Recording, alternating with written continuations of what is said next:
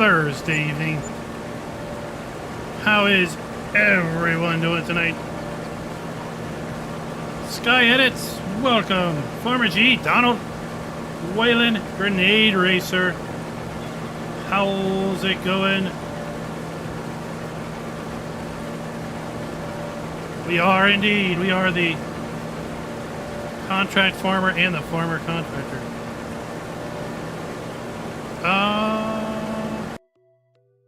Why are you not showing me anything?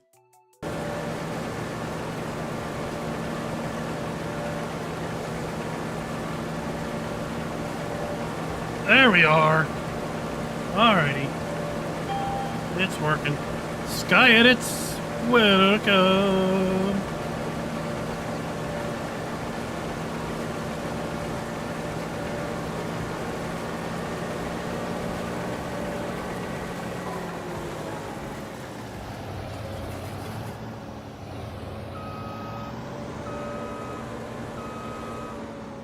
Reef, how you doing? We are gonna be doing some contracts tonight because we gotta earn some money. We gotta earn some moolah. We're down to 4,600 bucks, and we don't have any sort of actual income for a while.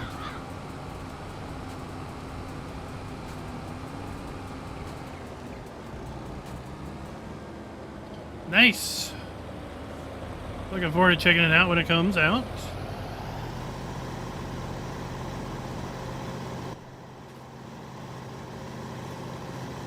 You know, it was hot today, and parking this tractor into the tree just reminds me that is the best parking spot for the summertime. Always park your tractors under the shade.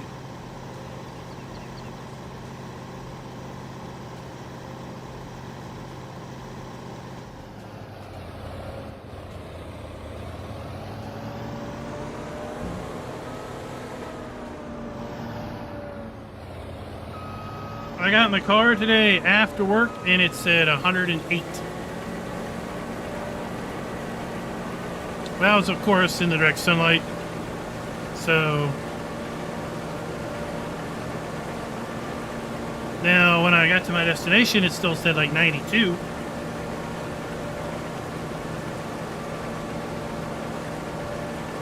Oh, the end of August.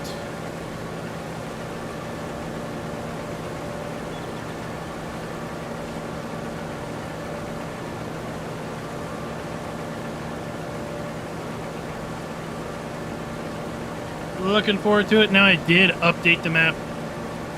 Last time we were live streaming, I didn't realize there had been a map update.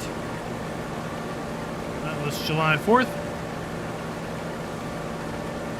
Today I went and updated the map. Made a backup of the save game before I did that, of course, just in case things did not turn out so well. Also made a copy of the map. So if I did want to revert, I could. If things look okay, I don't think we're going to bother with it.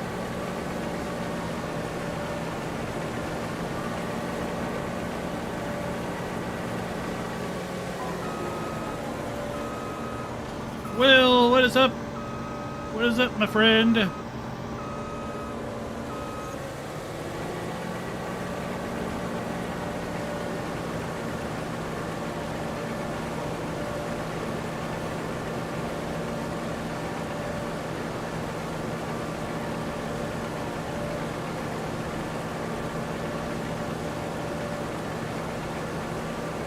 What are everyone's thoughts on the horse pack that was announced?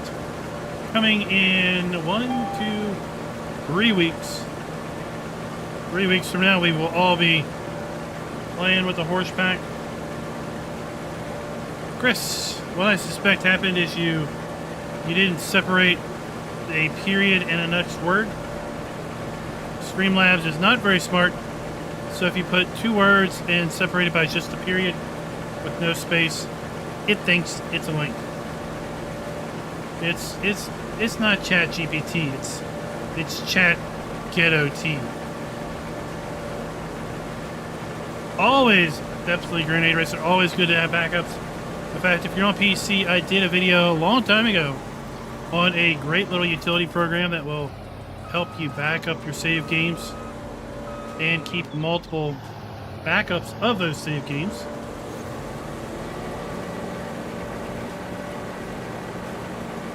And then if for any reason you want to restore back to a previous save, it's just a click of a button.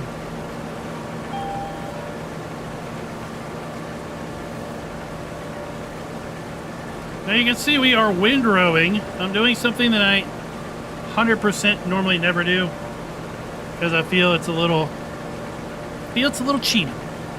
But I need some money, and we're going to take money any way we can get it at this point. So the farmer that owns this field has contracted me to harvest his barley for him. I'm going to take the barley and sell it like he wants. But you know what? He's told me he really doesn't want the straw. He's not going to do anything with the straw, and suggested that if, you know, I had maybe a use for the straw, I can have it too. That's my story, and that's what I'm going to stick to it. And, yeah, I told him I had a really good use for the straw.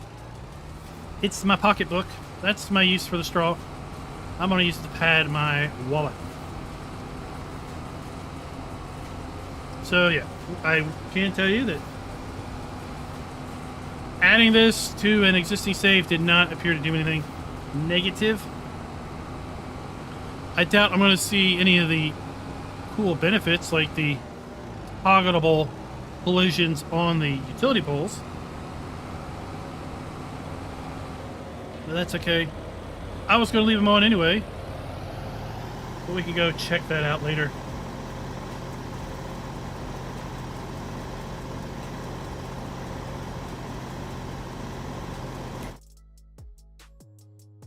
Where does this go? Where does this go? This goes to the transport company.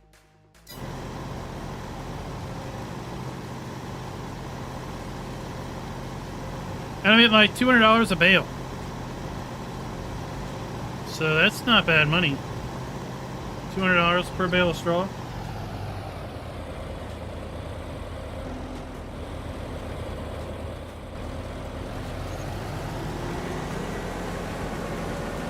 Farming Extends, welcome. Buddha, how you doing? I am not trying out to do crop destruction. No, I am not. I don't have a problem with it. I just did not activate it. Basically, it looks like what it does is it just adds crop destruction in stage 1 growth to normal tires. So unlike normal crop destruction, where in stage 1 growth you can drive on anything with normal tires, it looked like the new crop destruction was driving on anything with normal tires would cause destruction. You'd have to drive on narrows on anything. I don't have any problem with it, I just didn't activate it. Didn't really strike my fancy.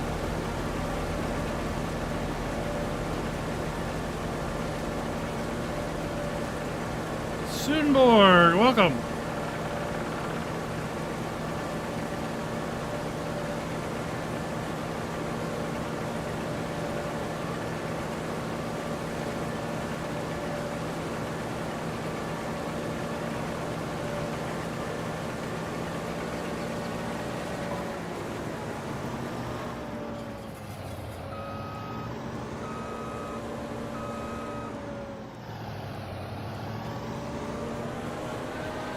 A nice little field over here. I kind of like this area of the map.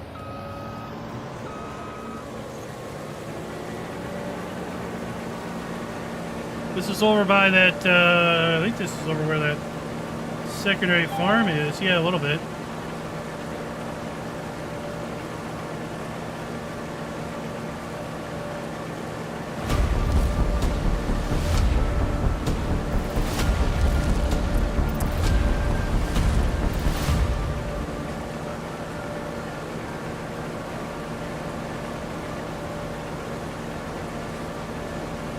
Hello, everybody, and welcome back to our Carpathian countryside live stream, Let's Play style live stream.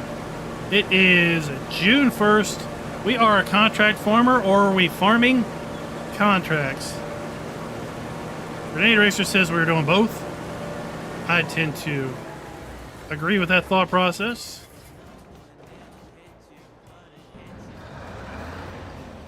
Because I need some money. I need lots of money. We have no form of income for a while. We have expenses. We're not going to be able to sell a lot of our crop once we do get it harvested because it's all going to go to pig food. Then we need to buy pigs. And then we might be able to have some decent revenue. I did buy some cows with some money, so we'll be able to sell milk theoretically once we have enough saved up.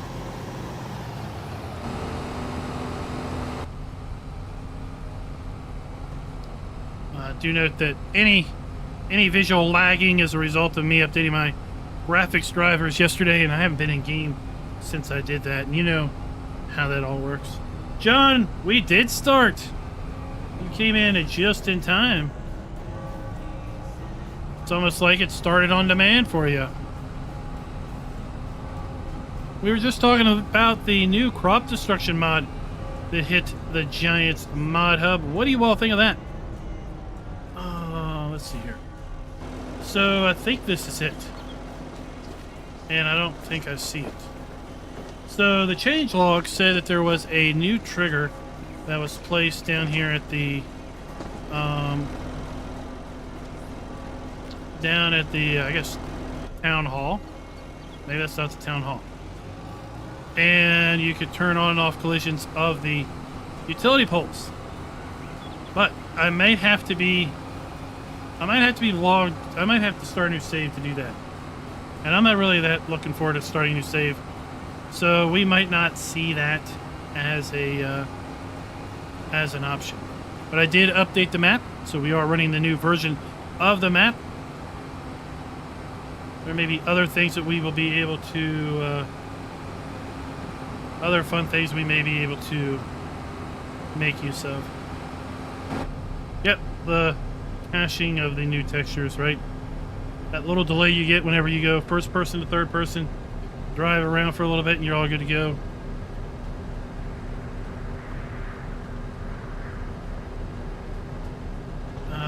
Do you speak FS? What's FSCN? I have no idea what you're talking about.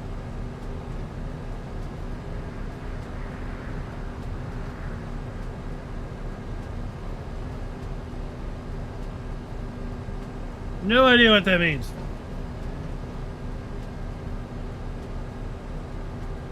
We're also talking about the great benefits of backing up your save game.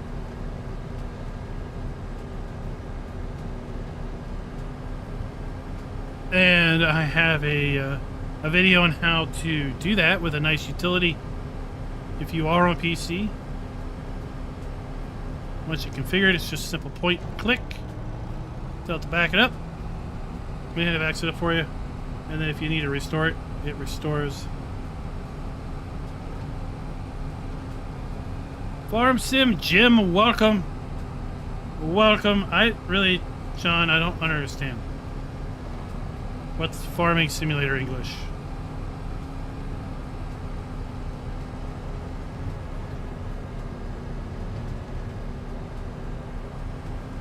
Last live stream we were talking about, are there places to, buildable places? And this is one of those. There's some plots down here along this road that are definitely places you can put things down.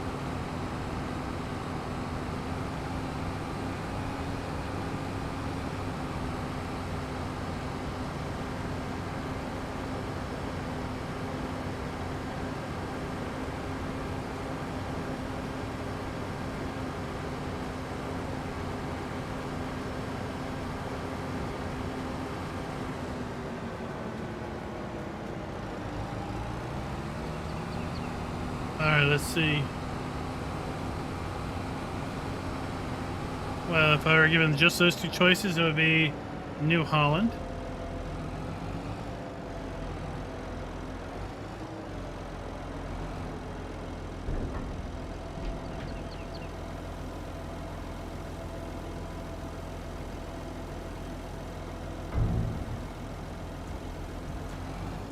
Anybody see those old Steigers that dropped today? I didn't have a chance to look at them, other than to see that they dropped.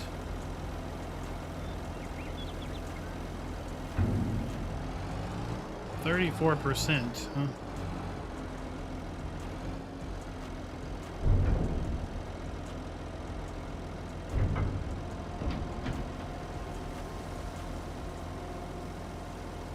Let's see what this gives me. I don't know how much barley I'm going to be able to milk off of this field.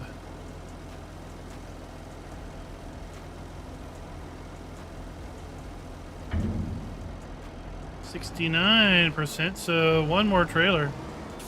Could do her up. One more trailer.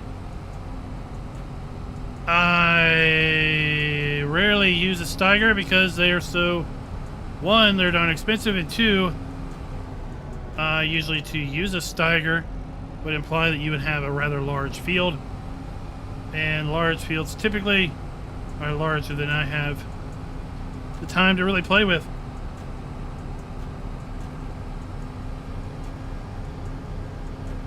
I have not played on Michigan prairies, and I don't even know if I've seen that map. Where is it released?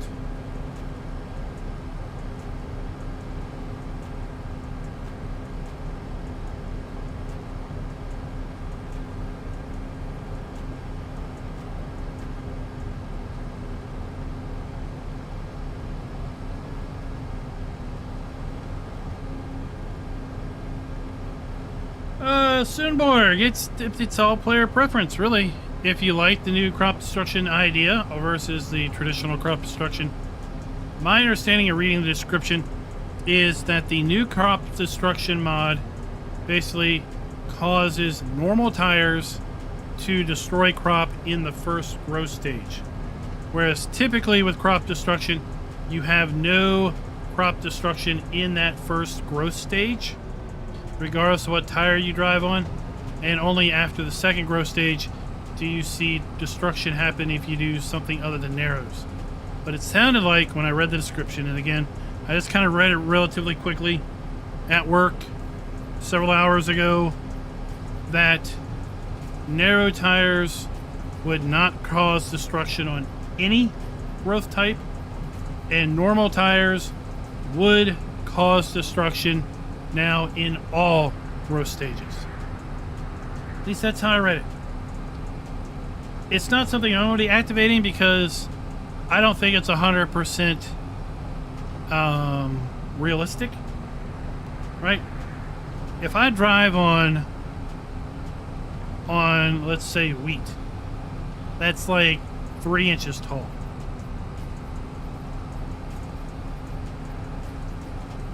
When I ask where it's released, I mean, where do you go and download the map?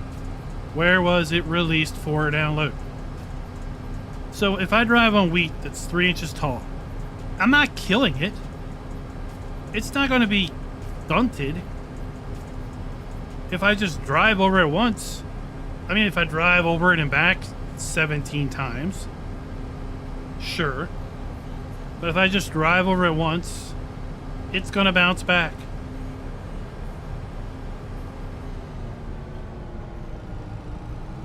But if I drive over grass that's, let's say,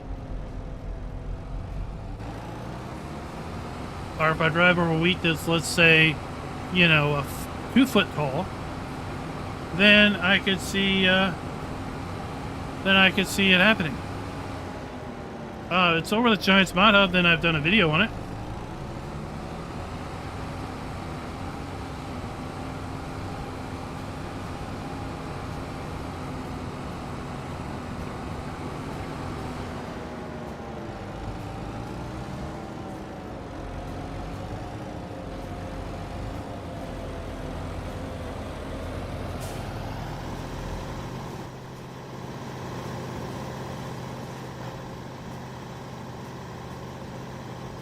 So,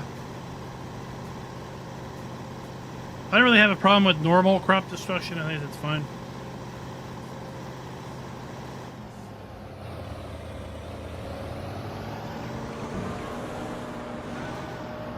But if you want to use the new crop destruction, that's fine. It's, you know, it's your preference.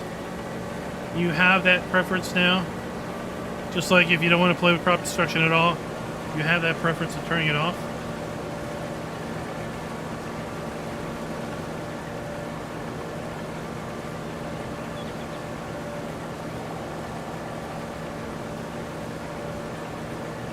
Scooter's Workbench, welcome. This is a single player game save.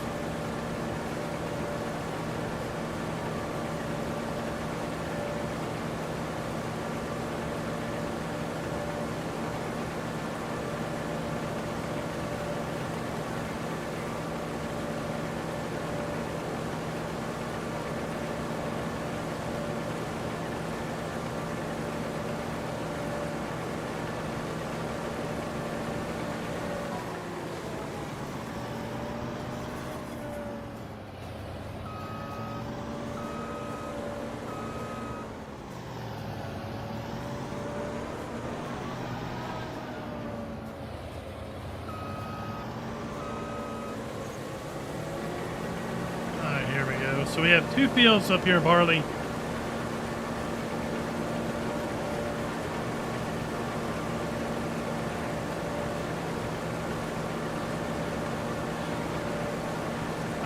Grenade racer, in theory, yes. In theory, yes. Narrow tires would provide more weight per square inch on the soil and on the crop. So in theory, a narrow tire would cause greater ground compaction than a wider tire because the contact surface with the ground is much smaller. Ultimately, narrows are engineered and thought, and you should be spaced to such that you can drive between the rows. And therefore, you would avoid driving on the crop entirely. But in crops like wheat, barley, oats, grass,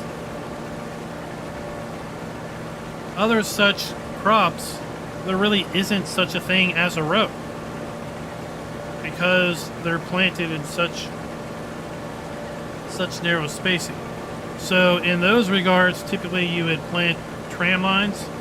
You would not plant directly behind your tires, and therefore you would have those rows empty for your use to come through later and drive down those tram lanes as opposed to driving over a crop.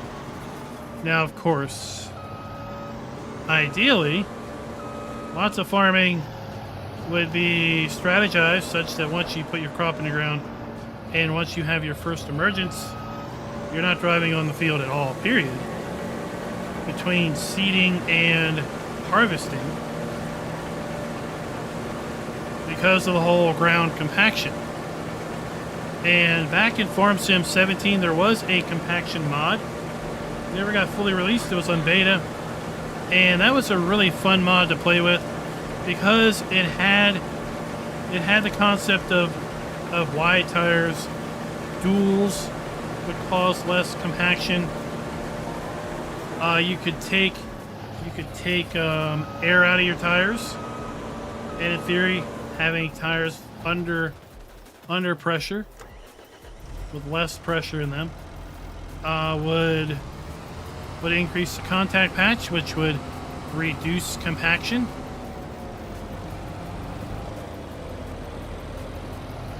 And there was the potential to back in 17 you had to plow after every 3 harvests. Well, the idea of the compaction mod was that if you did your compaction right and you paid attention and you tried to minimize your compaction, you could eliminate the need to plow because plowing was a way of alleviating compacted soil.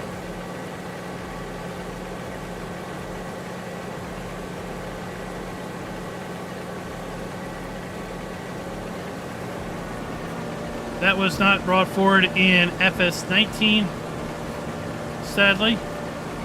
they changed the underlying game mechanic that the compaction mod was using, such that plowing was no longer required after pre-harvest, but plowing was always required after certain crops and never required after other crops unless you wanted to. And then they introduced, obviously in 22, the idea of plowing eliminated weeds for one crop cycle. But yeah, in theory, this tractor with narrows would cause more compaction on the ground than this same harvester with wides.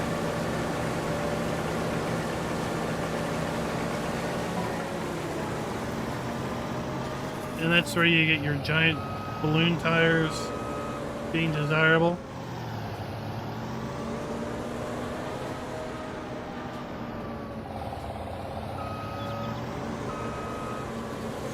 So for the simplification, the gamification, if you will, then right, narrow tires just don't cause crop destruction. Regular tires do. There's no crop destruction if the crop is young enough. It's deemed it can bounce back without any permanent degradation. Whereas with older crop, it's established driving on the crop with regular tires would cause crop damage. And in theory, driving on them with narrows would allow you to drive between the rows and such, not cause that damage.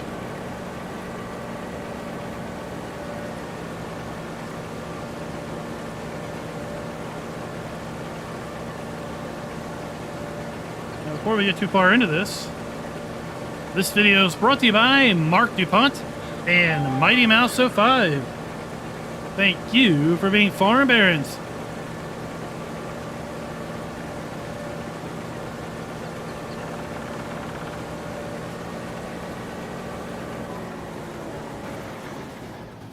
You know what? What's back here?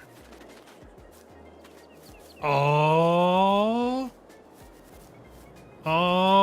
this is nice. How much is this? It's a little. Where are we at? A little hideaway, a little grassy hideaway. For $15,000. That's too expensive. There's another nice little grassy hideaway.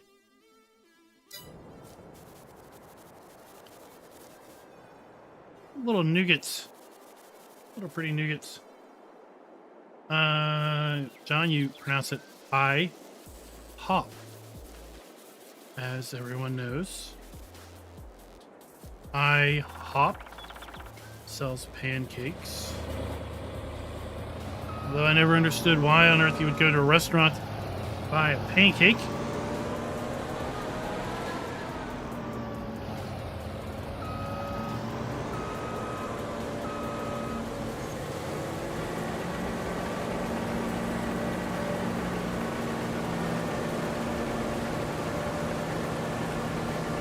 Told you it's hop, and we're done.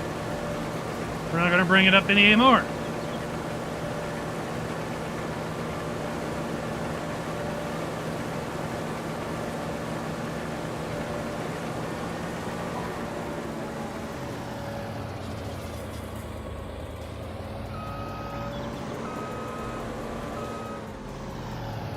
Now, I wanted to chat today and talk a little bit about the Porsche pack that was announced and the premium expansion and the premium edition that were announced. I'm a little concerned, a little worried that people are mixing them all up.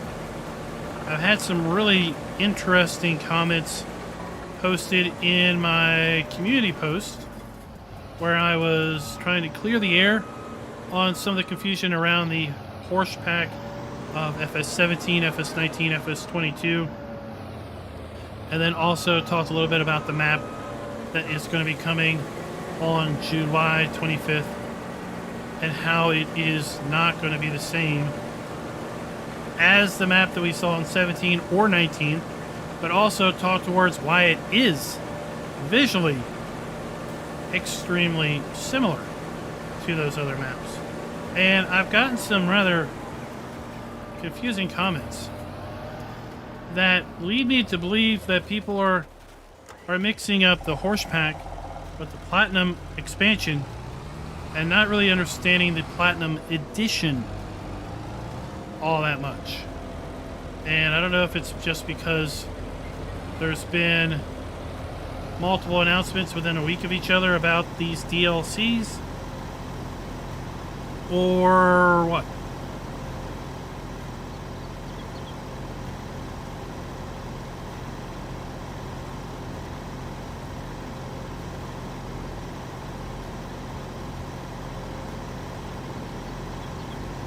So I didn't think it was that confusing either, but right, I'm a little bit more on the tip of what's going on than others are. And I think if you're maybe just kind of at the fringes of keeping up with what's going on, then maybe you could get mixed up. Maybe there's just misinformation out there. I don't know.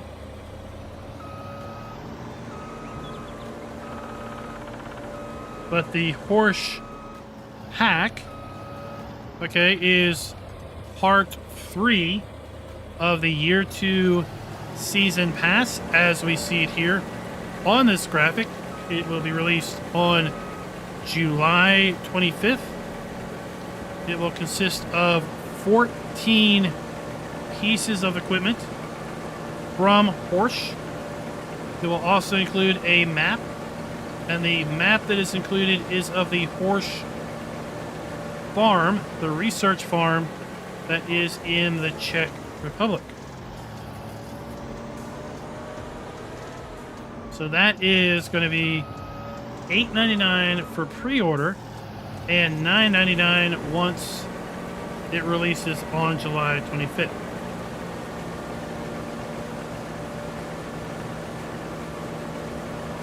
Then you have, back to the graphic, the premium expansion.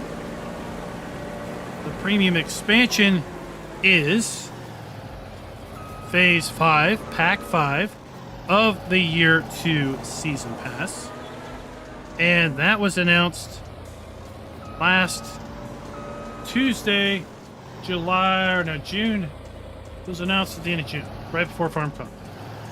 And the premium expansion is going to include a new map, not the Horse map, but a new Eastern European map of its own called Zielonka. That's how I'm going to pronounce it. It's going to include 3 new crops in carrot, parsnips, and red beets. It's going to include new productions, the ability to make canned soups, the ability to make potato chips, and the ability to do other things. It's also going to include a lot of machinery. I think maybe the count was 35 pieces of machinery, implements, vehicles, mostly gearing around likely the planting, harvesting, and ground care of the new crops. And then there is the premium edition, not to be confused with the premium expansion, but the premium edition of Farming Simulator is going to come out with the release of the premium expansion on November 14th. And that is going to include everything released in the Year 2 Season Pass. That is going to include everything released in the Year 1 Season Pass. It is also going to include the base game. As such, you're going to get access to 6 maps developed by Giants. The 3 maps from the base game: Elm Creek, Holt Belarun, and Erlengrot. The Year 1 Pack 4 map, Silver Run Forest. The Pack 3 map from Season 2, or Year 2, which is the Horse map. And then finally, it is going to be the Zielonka map from the premium expansion. So that would be the best and the most effective way to basically true up with any DLC that you may be missing. Maybe you never bought Year 2 Pass. Maybe you've never bought Year 1 Pass. You could buy the whole kit and caboodle in one swoop. If you wanted to.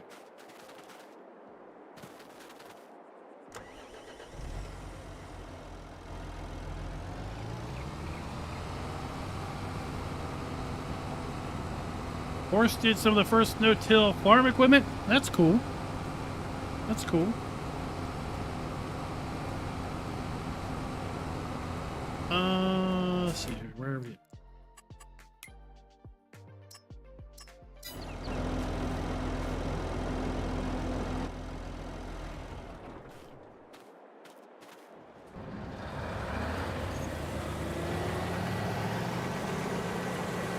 Go ahead, how are you doing? I saw you comment earlier, and then you must have went away for a little bit.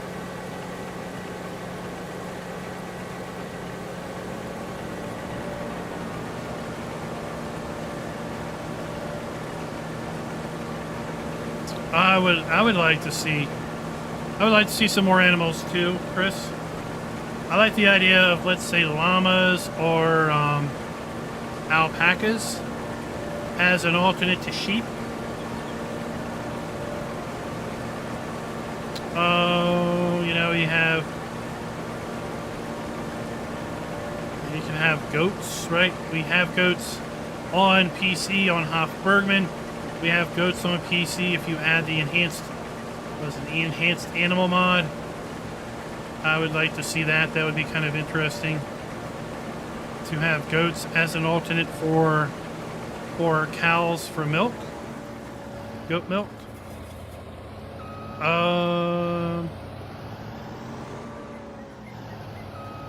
Yeah, there's lots of potential animals that are out there that would be viable.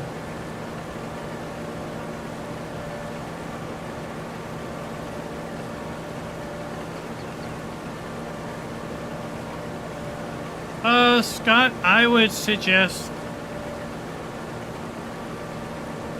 doing an evaluation of what is best for you, what is best for each player. Now, I will tell you that the Steam Summer Sale has some very, very good deals on lots of games we play on this channel. And you may be able to pick up a certain thing that is partially released now and partially released later for a very attractive price because the bundle is on sale.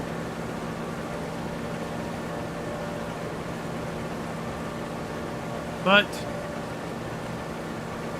it may not be cost effective for you because maybe you own some of that content already and therefore you'd be double dipping, right? If you acquire the entire pack. But if you look at potentially what it would cost to buy the Year 1 pass and what it would cost to buy the Year 2 pass individually, it could conceivably be cheaper to buy the entire premium edition. And the fact that you get a copy of the game is kind of immaterial because of the fact that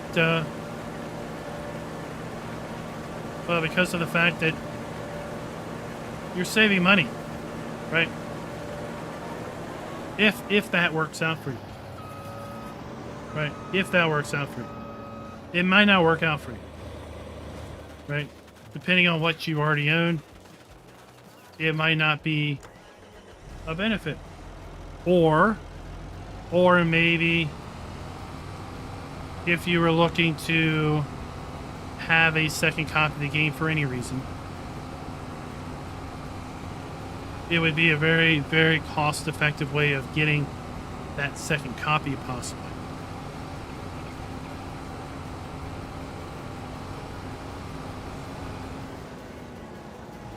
So I always encourage, there is no one blanket answer in my opinion. It's what makes sense for you, and what makes sense for you might not make sense for someone else, because their combination of what they've already invested in may be completely different.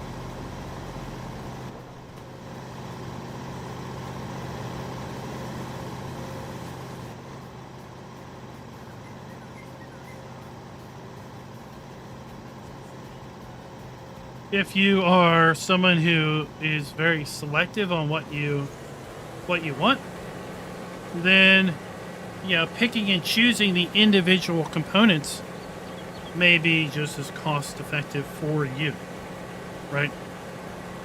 Like Antonio Cario, the first DLC for Pack 1. If you're not into doing grape stuff or little stuff, right? These are little tractors designed for grapes, designed for olives, designed for vineyards, right? If you're not into that stuff, then this pack is not something for you. If you are, I really like the Kubota pack. I thought this was a really nice pack.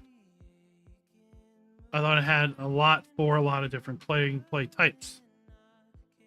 But you may not, the biggest tractor is 200 horsepower. Maybe 200 horsepower is a piddly garden tractor to you. Then the pack's not going to be for you. That's fine. The Vermeer pack I felt was a little thin. I wish it had more stuff to it.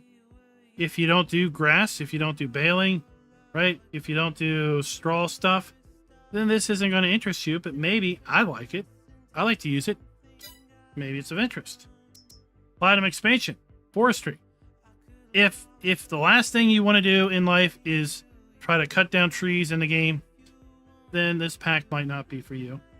But it does have a heck of a lot of interesting things going for it. I mean, you get some outstanding wheel loaders.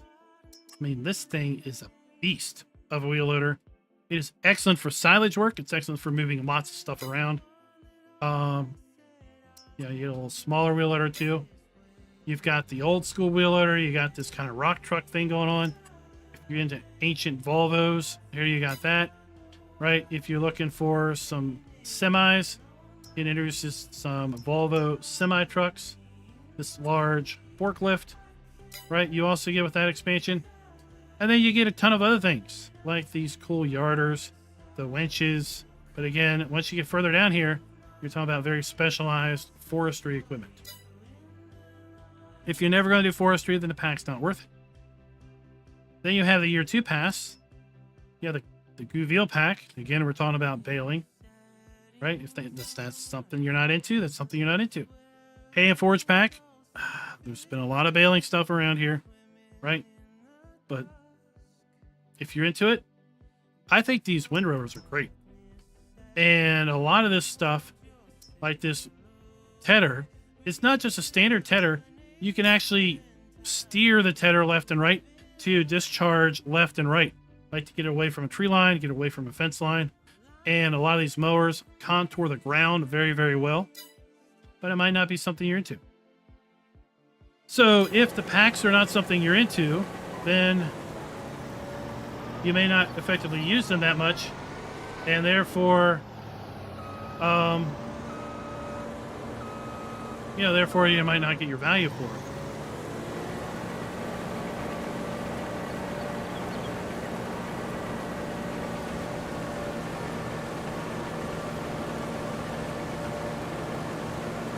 That's right, Kubota gave the pass-through script to Kubota owners.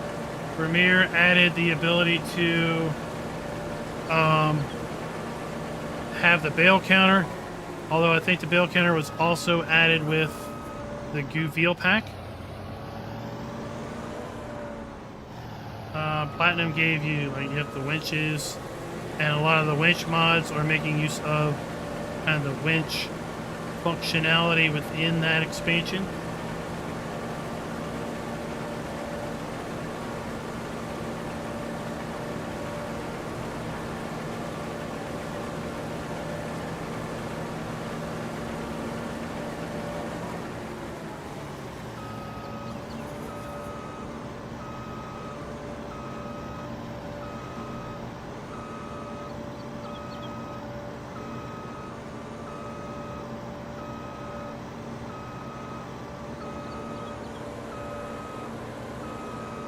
I mean, all precision farming does with no-till is encourage a sort of a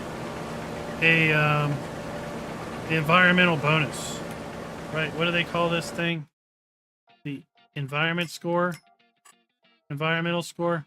because there is this tillage concept. So if you plow, in theory, you're not going to get a full 10 points towards tillage. You'll get some lower number of points on your tillage.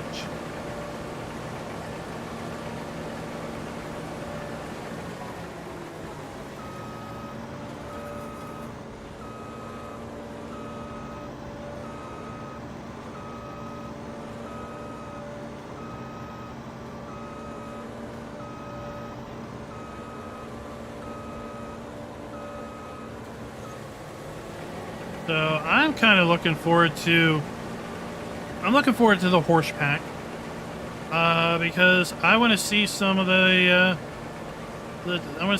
decent sized planters and seeders come out. There are some mulchers, some very large mulchers that are going to be in that pack, from what I understand. Mulching is a game function that I do not do at all anymore. I haven't felt like doing mulching in a long time because of the time investment to the percent bonus you get. It's pretty minimal. And, right, as a farmer who has a minimal amount of time, one has to decide, is it worth my effort to do the mulching or not? But if I can do the mulching in a fifth the time, because I have a giant 3-segment mulcher, well, that's a different story.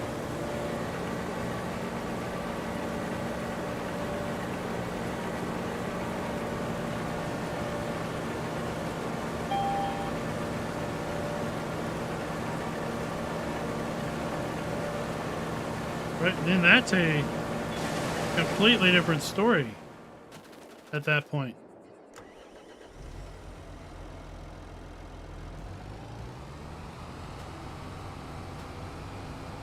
Jabo, what's up?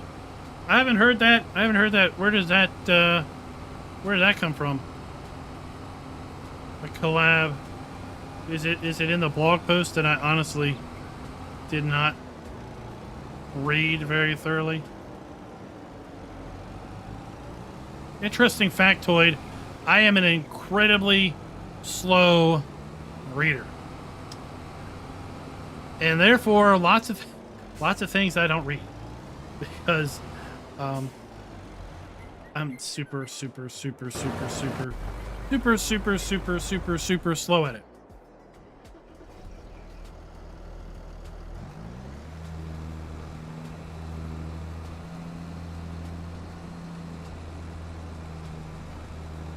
From the frog's mouth. Frog's mouth, eh? From the frog's mouth. Well, maybe we'll learn a little bit more about it. But yeah, that'd be nice to collab on that. Oh, looks like we're full back there. So I will come clean. I am collecting grass or collecting straw from a contracted field. I feel kind of dirty about this. You all are my support group, so be sure to provide me the support that I need in this time of uncomfort. I feel that this is not appropriate,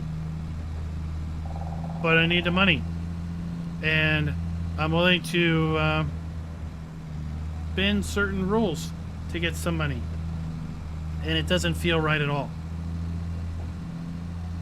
So the story plot that I'm using here is the farmer of these two fields has told me that he has no desire for the straw and said I can have it if I want it. It's for mine to use. And I have said thank you very much. I do have a very special need for this straw. I will be using it to help pad my wallet. So we are collecting this straw. We're going to take it straight down to the animal dealer, and we're going to make straw bales and sell it that way.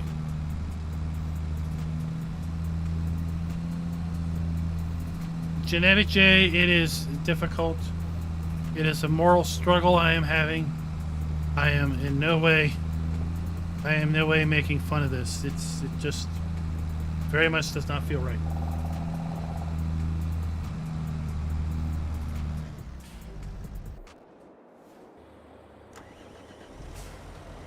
So yes, we're doing this. It will not be a regular occurrence. But I need money.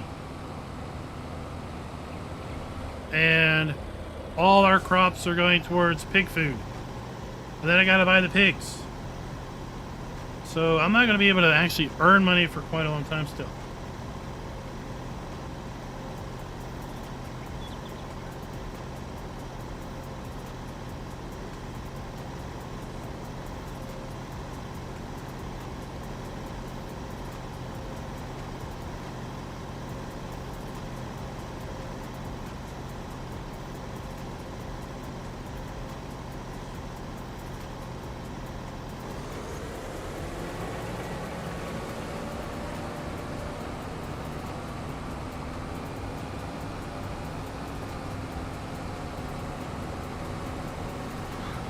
Yeah, I'm not making millions upon millions of money off of contracts. Good morning, David. Good morning. Good morning. I enjoy the prospect of potentially hearing more about the horse map.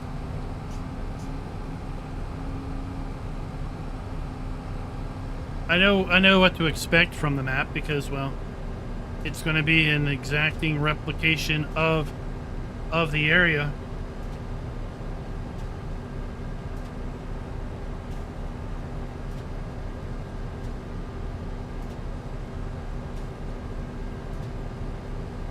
But I do look forward to hearing more.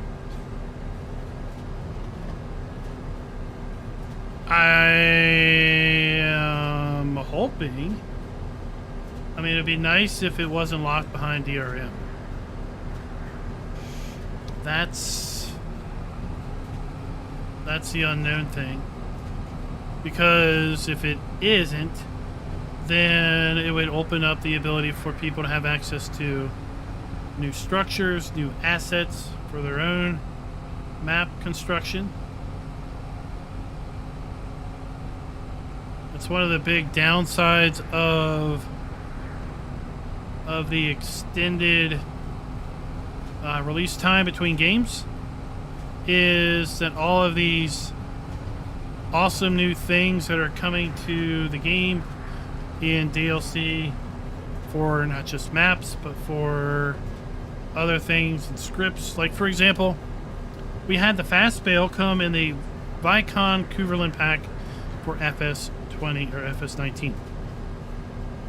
Right, fast bale introduced us the ability to, have a dual chambered baler where we had the front chamber, and then once that filled up, it moved the bale to the back chamber and allowed us to then finish the bale in the back chamber while we started making the front bale in the front chamber, which then allows you to go non-stop baling. Well, that was all with some new functionality, some new scripting. But it was all locked behind DRM. A modder couldn't legally get at it until it was released in the FS22. release. And at that point, then we had both the John Deere cotton baler that had the same pre-type chamber and the fast bale, which was officially released as a mod. And now we see, you know, abundance of mods that are designed around that same concept. So, like Platinum expansion map, the ability to build the roller coaster, the ability to build a boat. It would be awesome if in the new Premium Edition map, the Premium expansion map, we had more buildable things like that. It'd be super cool if we had buildable things in the horse map. I don't know. I think it'd be super cool if we had that come to those as well. But for all the negative things that people say about the Giants maps, it is undoubtedly the largest source of mapping assets that mappers have access to.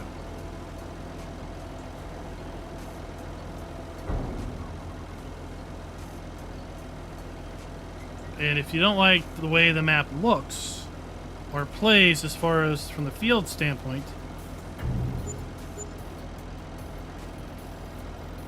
why is it? Is this other contract delivering somewhere else? Oh, you need to now go to the grain mill. Okay.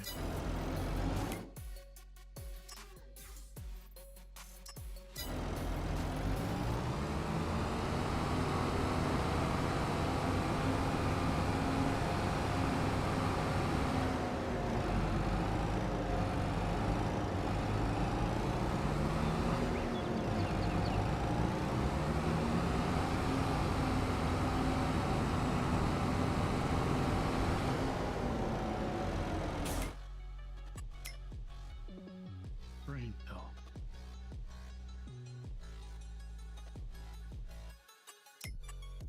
Grain mill. Where is the grain mill? Oh, nice. It's way back here.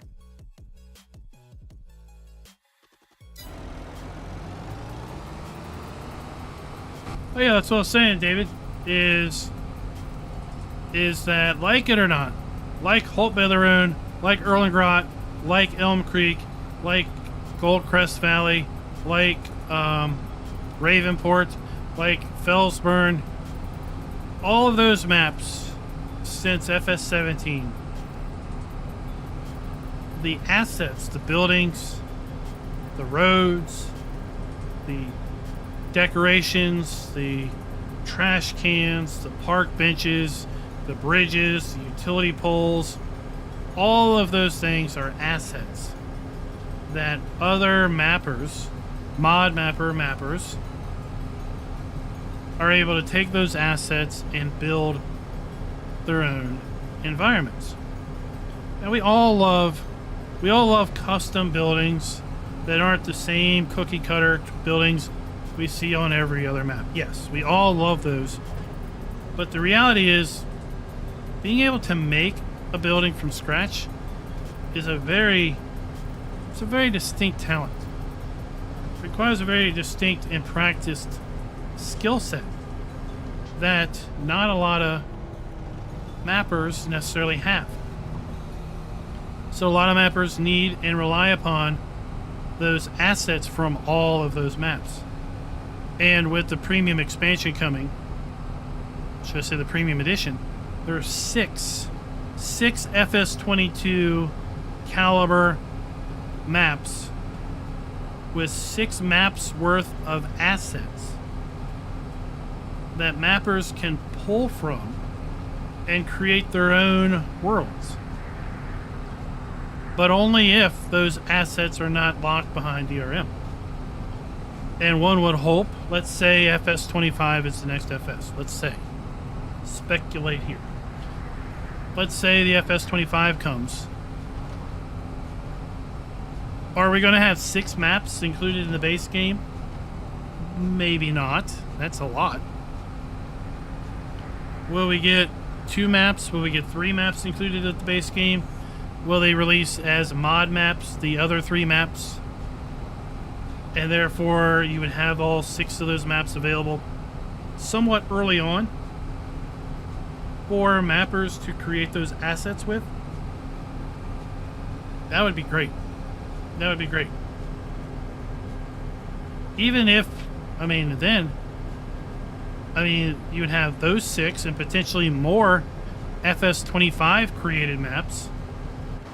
That would be, within the first couple of weeks of FS25 being out, you could have 6, 7, 8 maps available to you as a player. That would just blow your mind compared to what we're somewhat used to now, of having a pretty long delay of being able to use just the base maps.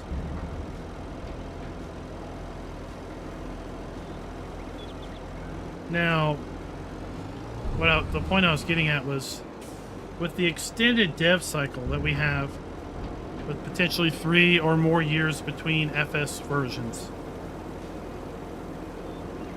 new features, new maps, when they're released behind DRM, they're only available to people to play and use that own the DRM, which is very legitimate. Very legitimate. I do not encourage piracy in any way. But what I would like to see is Giants releasing documentation for mappers and modders on how to incorporate legitimately those functions in their own creations for owners of those DLC. Right? There was a map maker that came under pretty big fire with respect to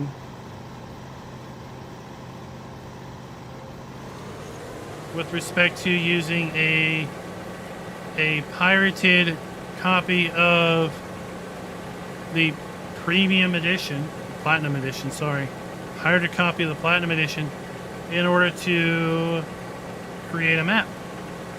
And it was a very stunning and beautiful map.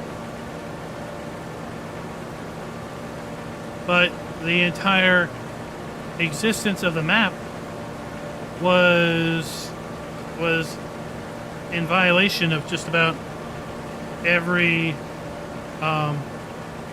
country's digital copyright regulations and laws.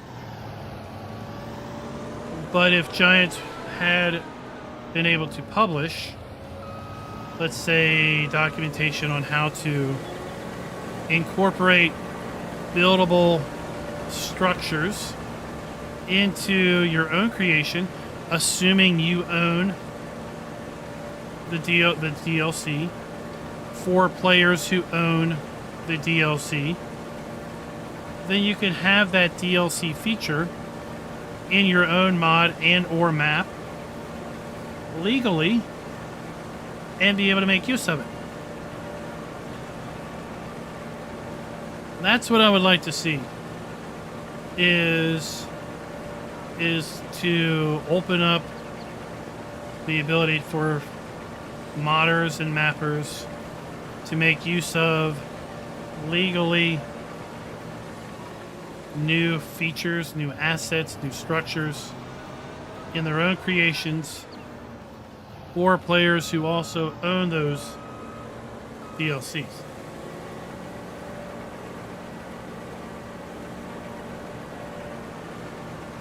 Exactly, Grenade Racer. That would be excellent, right?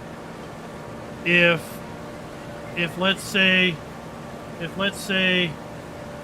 Pharma G releases something that has passenger script in it, or releases something that has some bale counting functionality, or wants to release a variant of a Gouville product that's using, let's say, the stationary baler functionality or something,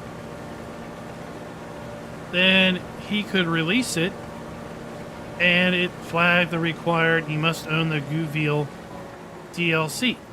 And if you don't own the Guville DLC, then you can't activate that thing.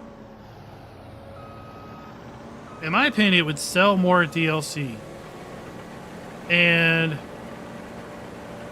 that would be a positive thing for Giants. It would be a positive thing for modders and mappers to have this influx of functionality that they could incorporate.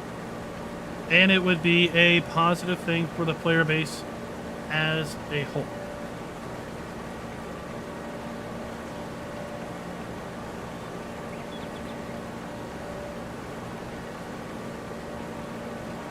Well, Jonathan, I think it's a byproduct of the creative soul. So if you are creative, then you are not one to want to be constrained by simple things like laws and rules and regulations, because you are creative. You are an artist. You should be allowed to create. That's your mantra. That's your mentality. You are a painter. You go to the Louvre, you see the Mona Lisa, and you say to yourself, I want to go home and I want to paint the Mona Lisa. Right? You as an artist should have the capability of going home and painting your own rendition of the Mona Lisa without fear of someone coming after you as basically trying to rip off and copy the Mona Lisa, right? As a general artist of paintings, unless you attempt to sell said painting, that's generally not frowned upon.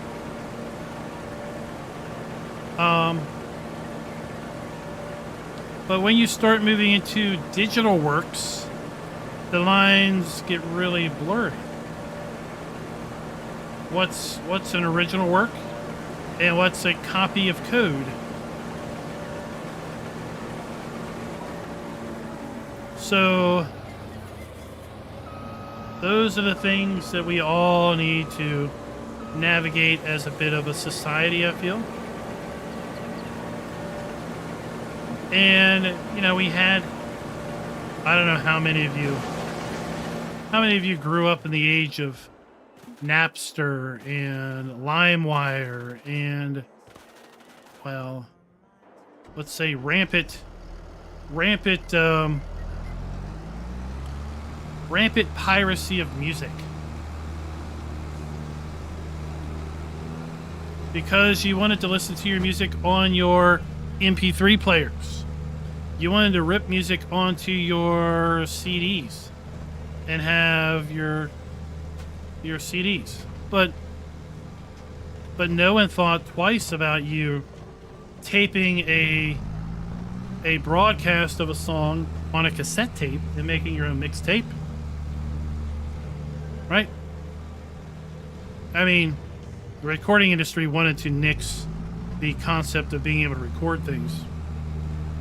But there are plenty of legitimate reasons to record something onto a cassette tape. Well, it was nearly impossible to legitimately get digital audio other than through BitTorrent, LimeWire, Napster, and all these other sources. Then along comes iTunes. Then along comes all these other ways of buying legitimately music. And those legitimate sources became so easy and convenient to use that the vast majority of people just stopped worrying about obtaining those music tracks illegally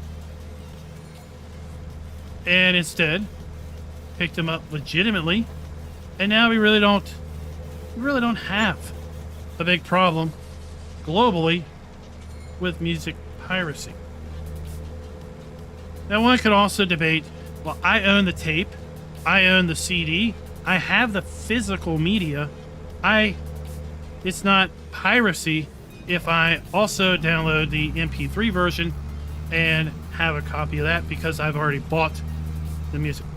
And of course, the recording industry would say, well, you bought the music in that format, but you really need to buy the music in all the formats you want it in because that's how it has to happen. It's here, neither here or there. But if you give the modder or the mapper a legitimate way of making use of these things, the people who are deliberately breaking the DRM in order to make use of these things, they'll be seen more as outlaws and more of, come on, man, get with the program. Giants gives you a legitimate way of doing things. Use it. Then they are looked at now as you know, kind of the curious hacker. That's my thought.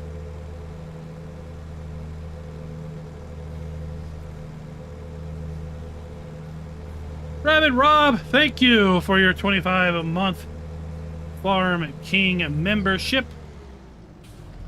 Thank you very much, sir. Thank you very much. Thank you, thank you, thank you, thank you.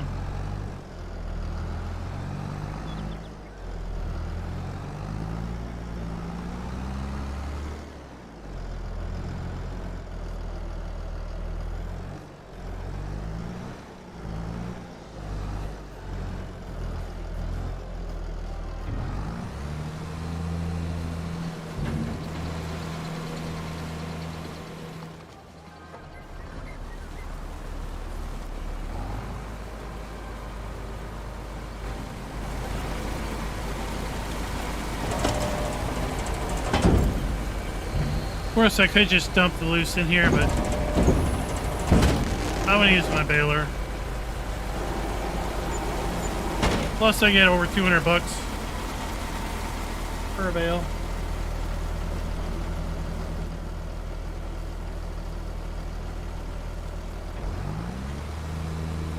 Do you know if VGA sell all the products simultaneously? Like, if they consume all the products, I don't own the BGA here.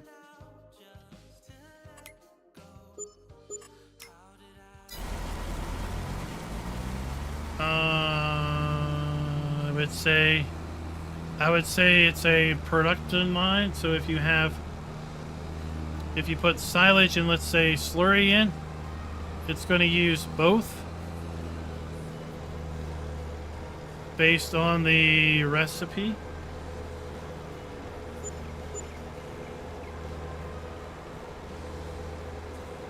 Gregory, what's up? What's up?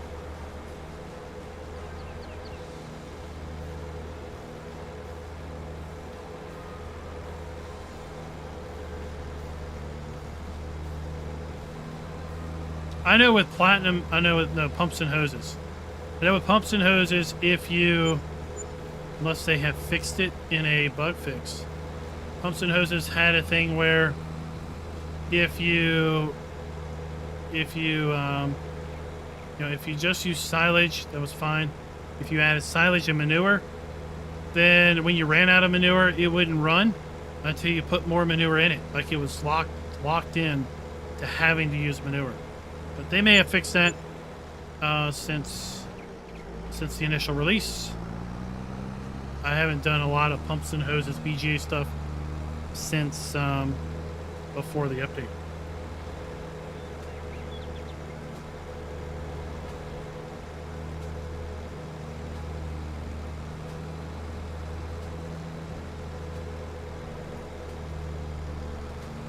Schultz, what is up?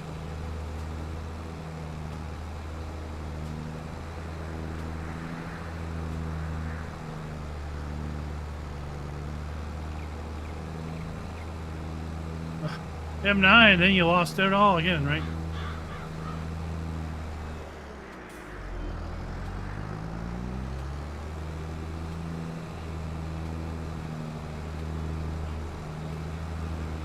While we're heading back, let's talk about something.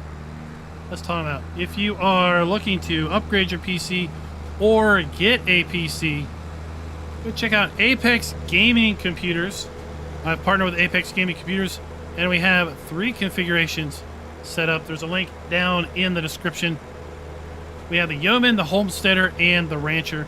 My personal opinion is right now the best bang for the buck is with the Homesteader config.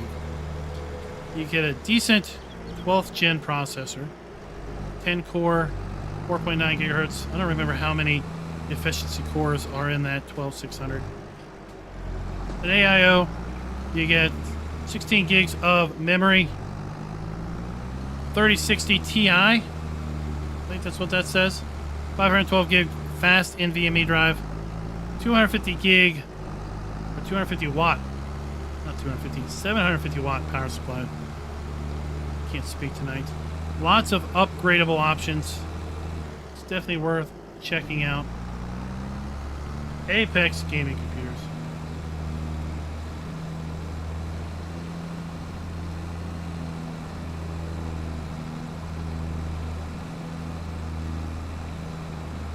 The genetic J, that's a big problem, in my opinion, with simulation games in general, is a massive lack of documentation for any sim game. I mean, there's not a lot of documentation on ATS, ETS2, on, I mean, I can't imagine there's a ton of documentation on, like, the Gold Rush game, or even survival. Survival games are the worst for documentation. You're lucky if you can survive the lack of documentation in survival games. That's what I meant to hit. You know, with FS22, Giants released and try to do something with the Giants Academy. It would have been really great if that was fleshed out well before FS22 was released. So when it was released, then all that great information was already there. Left a land rush or an information rush for us as creators to try to learn the game and create helpful information on how to do certain things. But overall, in general, I say any and all simulation games lack a lot of documentation, a lot of helpful information. 6 performance core, 4 efficiency cores.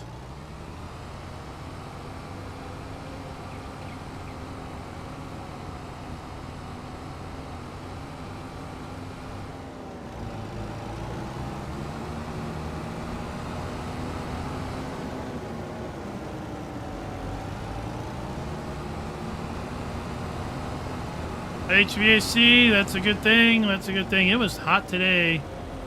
It's been hot the last couple of days, and oh, my poor AC. My poor AC has been working overtime. Yesterday, we have a gas stove. We have a natural gas stove. And that thing, I think every natural gas stove belches out a ton of heat into the house. It would just be so awesome if a natural gas stove was actually ducted, take the oven heat out of the house. But anyway,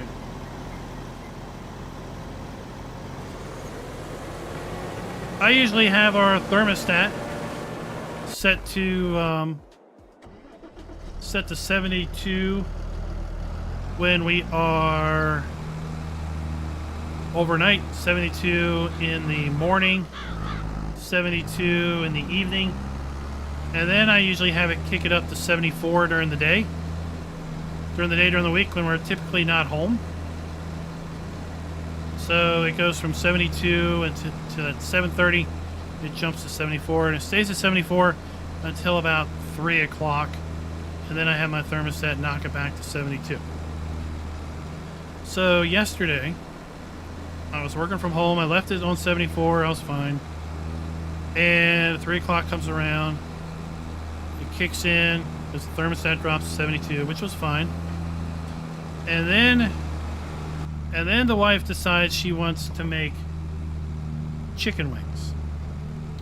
And she decides she wants to try this new cooking method by putting them in the oven. And I told her, I'm like, I'm not a big fan of oven-cooked wings. But she's going to try it. So they were, I don't know, the recipe said, the directions said, put in the oven at 375 for 45 minutes. I was like, what? 45 minutes for wings? All right, we did it. So it's like you hang them from a rack. So I guess they drip the fat. They don't sit in the fat. Kind of an interesting concept. Oh, my poor AC. By the time the oven was done, it was 75 in the house. And the AC had been on the entire time. Tonight, she decided she wanted to make lasagna. Same scenario. Same scenario. Whoa, get out of my way, dear. Peter, what's up?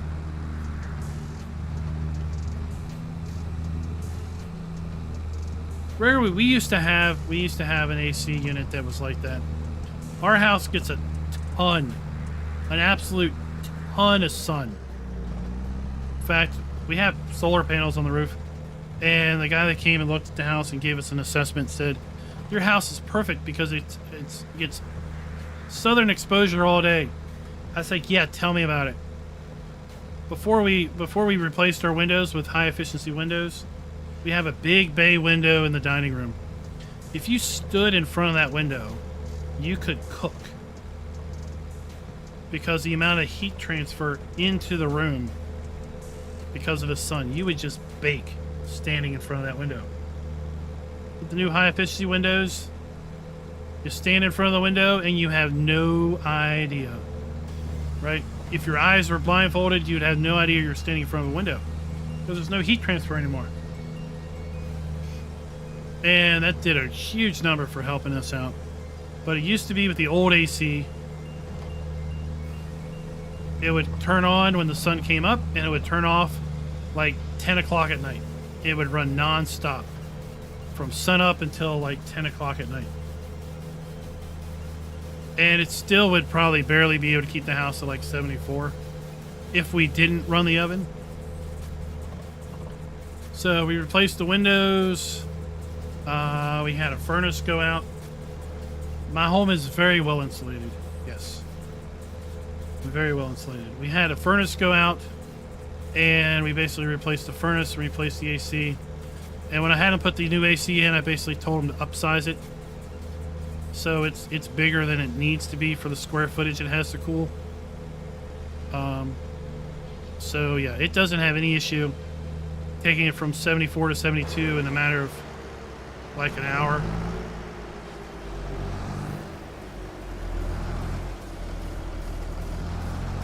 But it's very well insulated. We got, I don't know how many inches of blown insulation in the attic.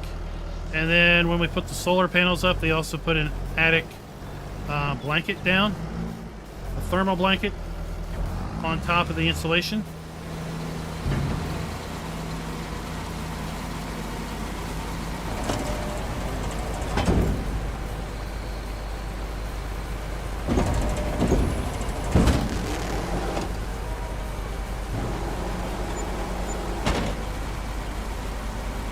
But we still get a decent amount of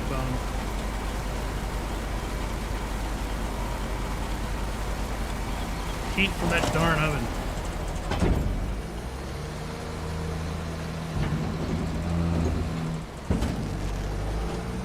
So I wish there was a way to insulate, not insulate, but duct the oven heat from a gas oven, out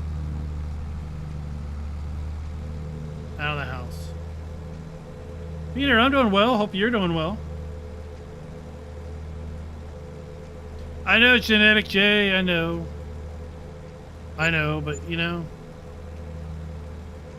I figured out a long time ago how to make an oven in the grill. Because or make a not an oven. Yeah, make an oven out of a grill to do like a baked ham.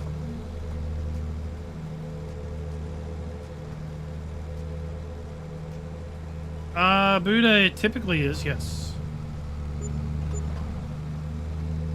Typically it is.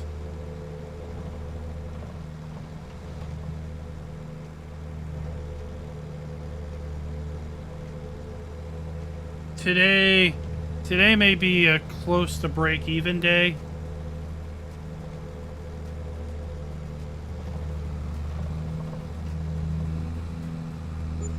That's even with the oven running. Yeah, I mean the hardest part with a grill and trying to make it as an oven is the fact that right, the burner's on all the time as opposed to the oven, it cycles on and off. So you gotta kind of really pay attention to the dial and try to find that sweet spot. But I have a 6,000 watt-hour inverter on the house. So on a good, sunny, non-cloudy day, right, I can get lots of hours at 6,000 watt-hours. And when the AC's not on, and we're not doing anything else, the house is consuming anywhere between 400 and 900 watts. And then if the AC kicks on, it's like 3,000 watts.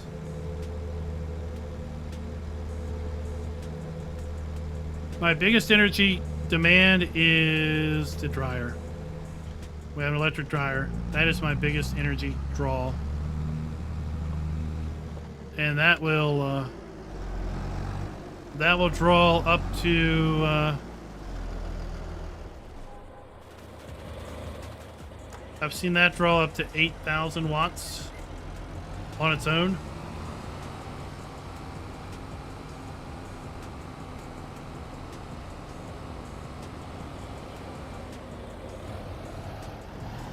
Which is why I really, really don't like the daughter.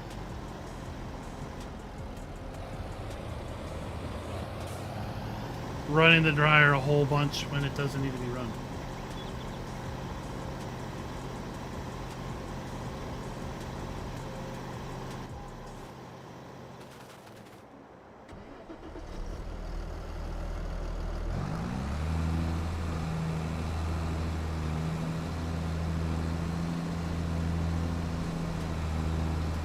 Peter, that's not... Sorry to hear that. Sorry to hear that. Hope you get well. Tell you what, I saw a news report today that supposedly the last week has been the hottest week on record globally in the 40-some years that they've been basically keeping this information. Where they estimated the average daily temperature during the week was something like 67, 68 degrees globally, right? So the global average was 60 something, 67. And you think about okay, you know, there's lots of places that are super cold right now. There's winter all the time somewhere. And there's summer somewhere all the time.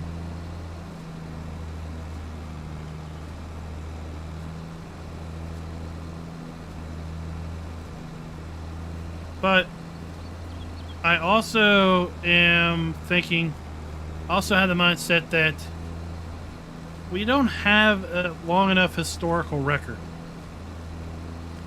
44 years in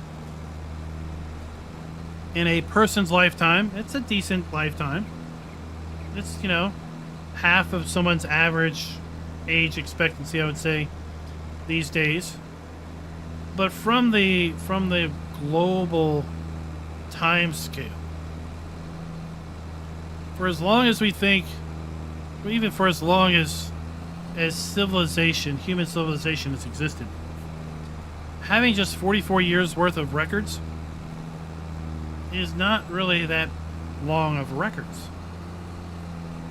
Now, of course, one could establish trends over 44 years and see a steady incline in annual temperature, let's say.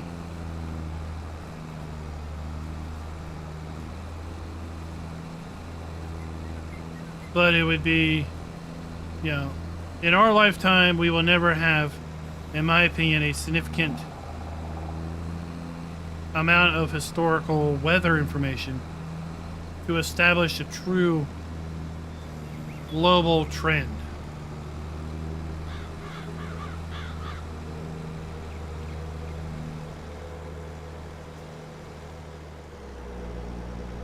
So I'm not really saying that global warming doesn't exist.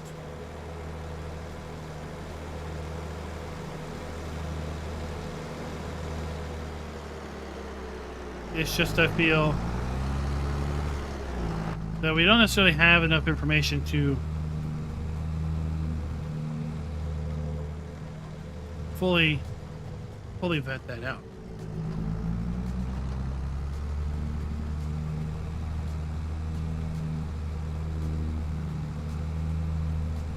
Well, Schultz, I mean, at some point in time, the world was also covered with volcanoes. There's been multiple documented ice ages, so it's just maybe a cycle. No doubt our industrialization may have sped anything up. I'm not pretending that.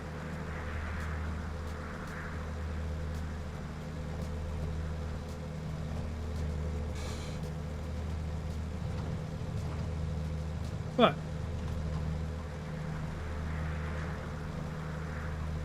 at one point in time, the entire world was believed to be a dense tropical environment with ginormous insects and ginormous animals, dinosaurs.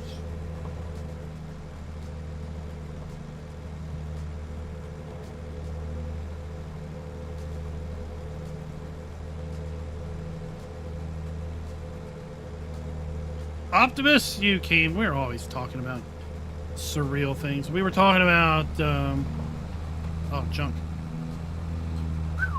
We narrowly missed that one, buddy. We talked about lots of things tonight.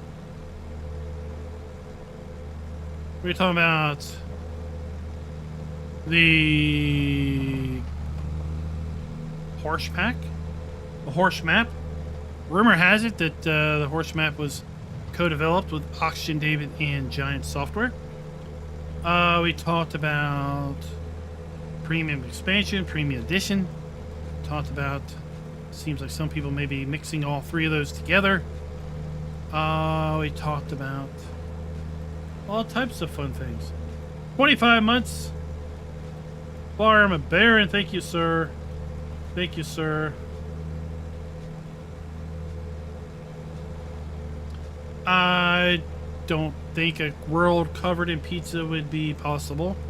I think we would suffocate. And no one likes soggy pizza. So like the pizza cannot be touching the ocean. That's no good.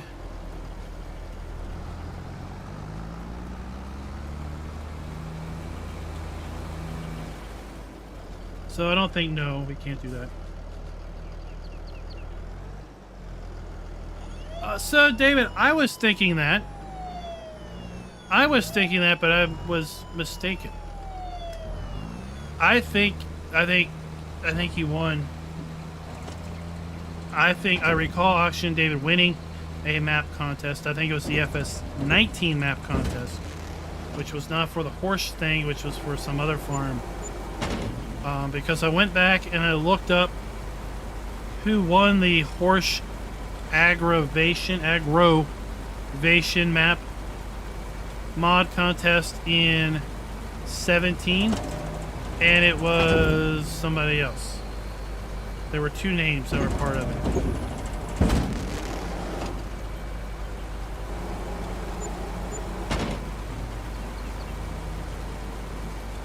So I think Austin David won a map contest in FS19, but that was for a different farm.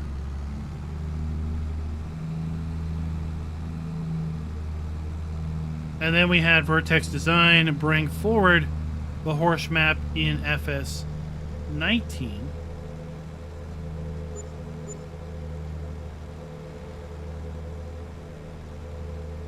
But then rumor has it that he was involved with the 22 rendition. Maybe we'll learn more about that in the coming weeks.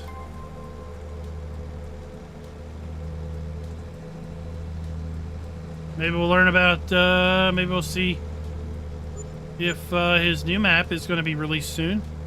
I hear it's went back into testing. I haven't checked the testing thread. Trevor Nealon, thank you for the sub, sir.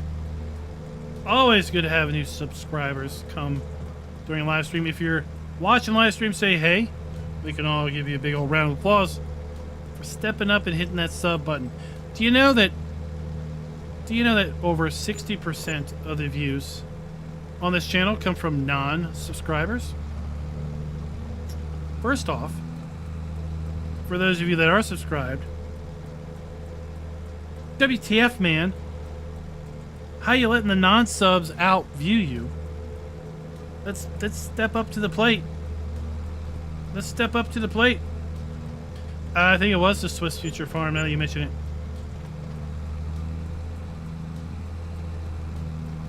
For those of you that are watching and that aren't subs, it's time for you to step up to the plate too. Make that commitment. Hit that button. It's not going to hurt. It's not going to hurt. And you may actually get some happiness out of it.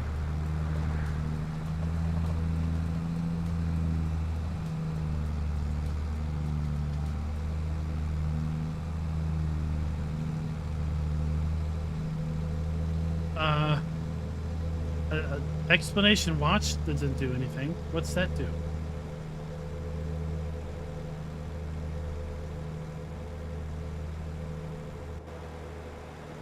What do you think that's going to do? Oh, look at you. Look at you. 415 hours. You are tops on the live stream watching. Rabbit Rob's got some catching up to do. Rabbit Rob's got some splaining to do.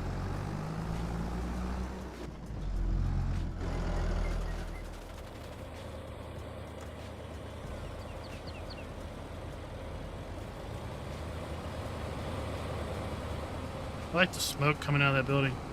So I was telling people at the start of the live stream I did update this map. We're now running the update. I did not start a new save. I haven't seen any negative effects. I think some of the new features like the toggle collisions on the poles is not available to me because the trigger would need a new game save. But I think some of the other things are going to be picked up. Farm Reggie, I expect a lot from people. Yes, I do.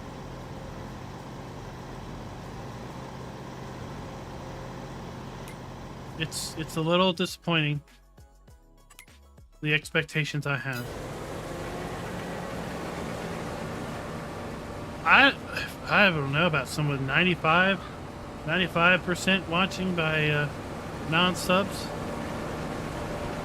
Man, that's a lot of fly-by-night viewers. Are they farm sim channels or are they just random other channels?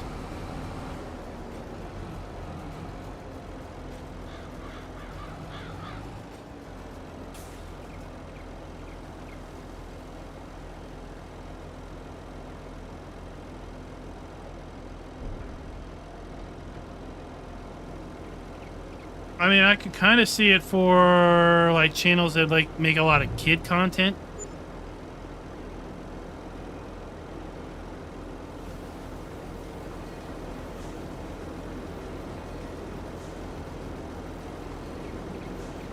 Where not a lot of parents, like kids might be watching YouTube using a parent's account, and therefore the parents don't like subscribe to those channels.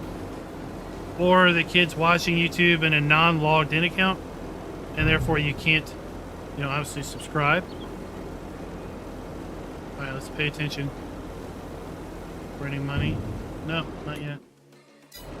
71% transported. Dang.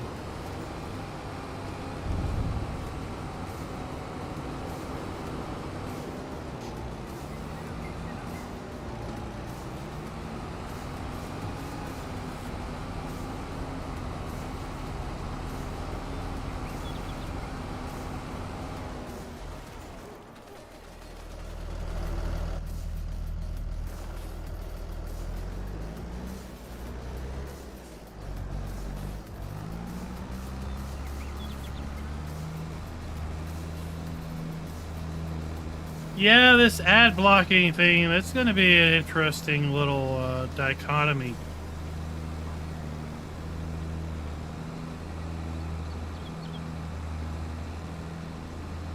I mean, part of it is they're obviously looking to pull people over to the YouTube Premium, the monthly subscription to get ad-free videos. And then, of course, creators, right? So if you watch, let's say 10 creators on a given month, and your YouTube Premium money is split amongst those 10 creators,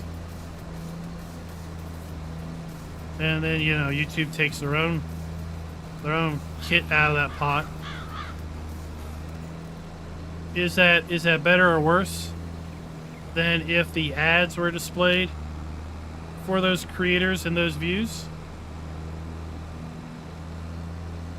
I don't know.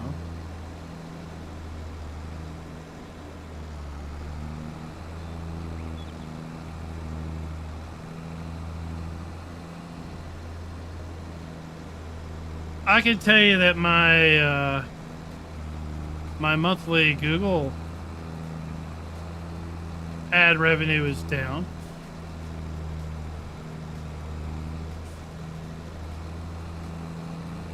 You know, first world problem for sure.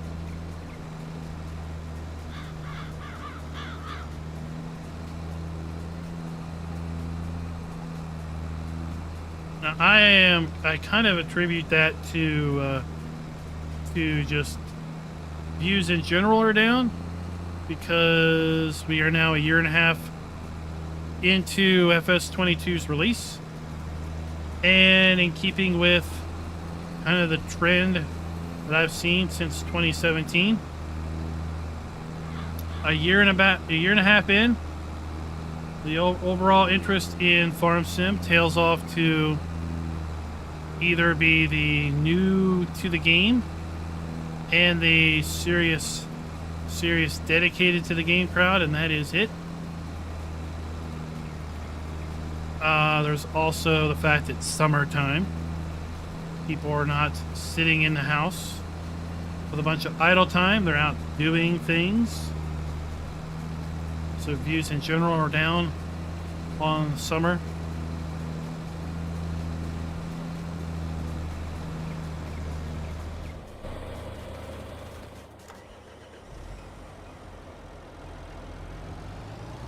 Twitch ads are annoying.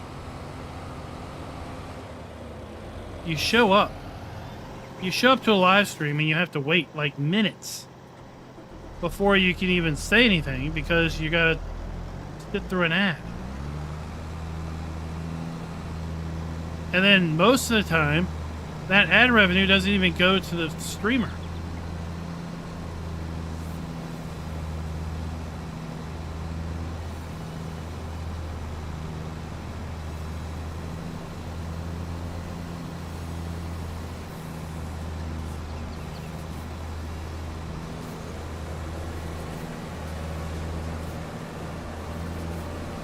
I mean, I could right now insert an ad break if I wanted to, right? But they should be skippable, right? Let's see here. All right, so I'm gonna do this. I want to click insert ad. You tell me if you could skip it or not. I just clicked it.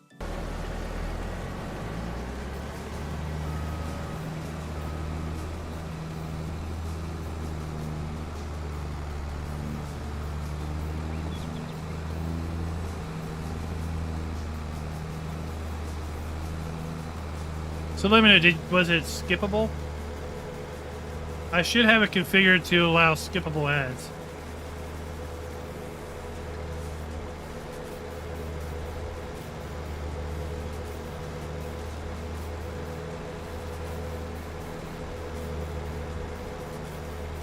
Yeah, usually you get one. I've seen one that's skippable and one that's not before, but the non-skippable one's still super short.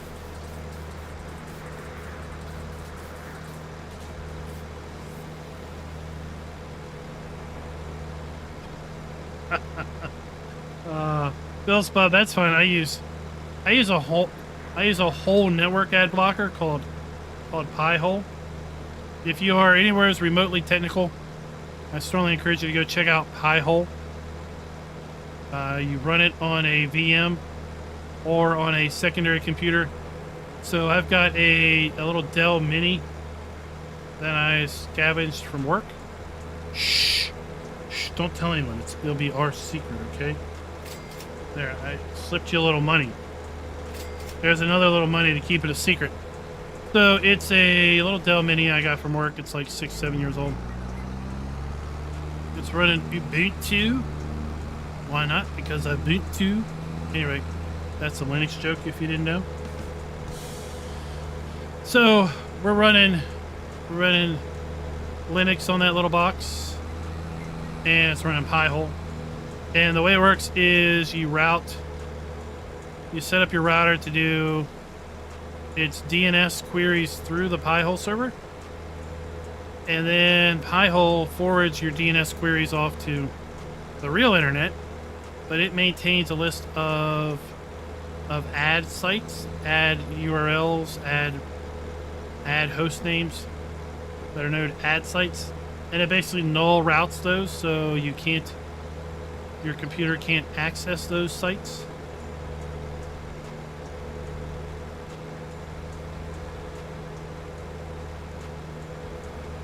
Gregory, I have zero idea. I've never tried to play Farm Sim on Linux. I mean, you know, just saying that Steam Deck's on sale now, 20% off for the big boy. If someone would like to send me a Steam Deck, I can I can tell you how well Farm Sim plays on it. That's running Linux. I really don't know.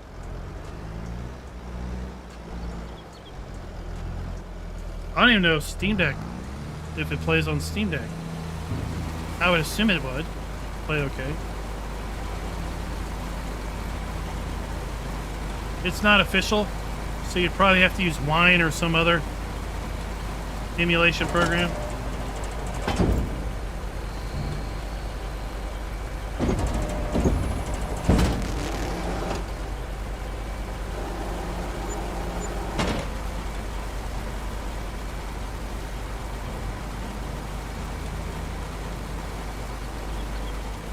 So, yeah.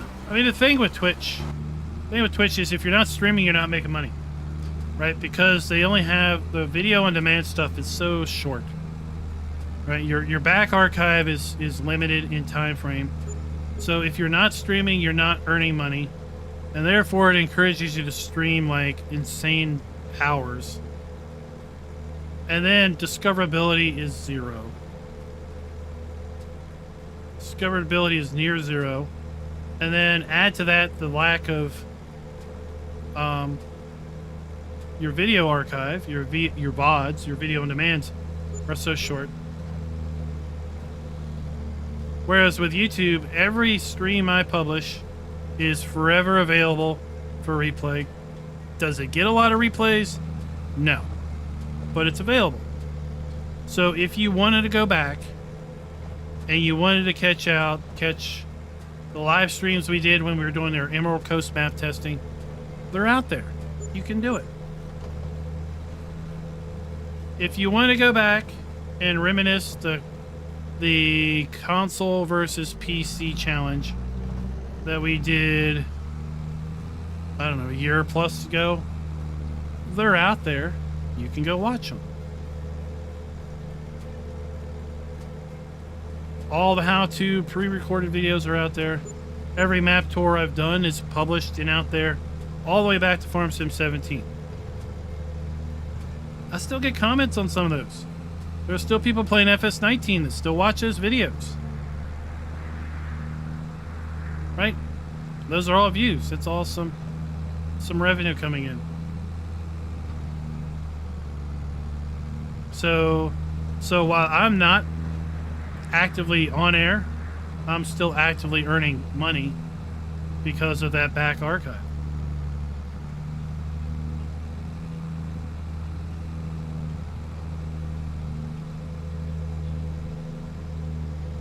And Gregory, if you are completely satisfied with FS19, that is 100% not a problem.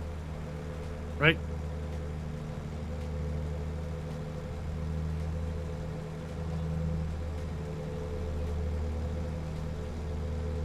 Thank you, Steve, for that affirmation. I don't know jokes.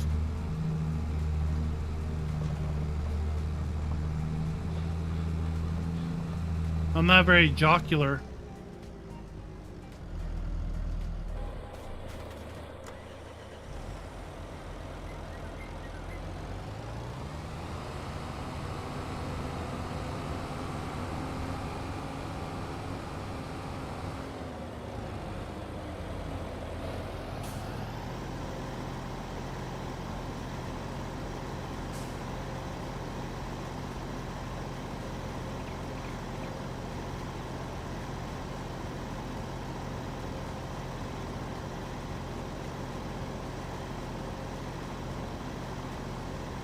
Yeah, genetics, some of those, right? You gotta be careful about those, well, I'll never do comments. We're using the Forschritt E517. The Forschritt, I like just to say Forschritt because it's easier. E516 pack. Available over the Giants Mod Hub.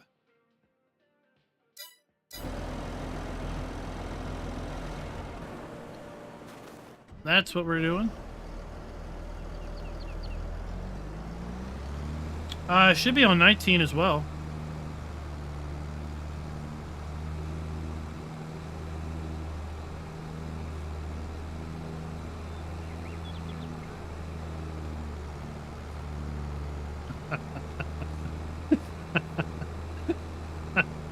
That I never thought about, David.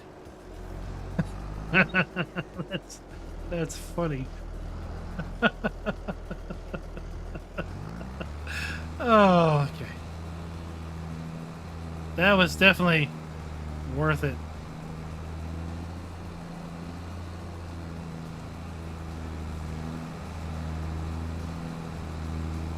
I tell you, I still get a lot of views on that fieldwork video I did.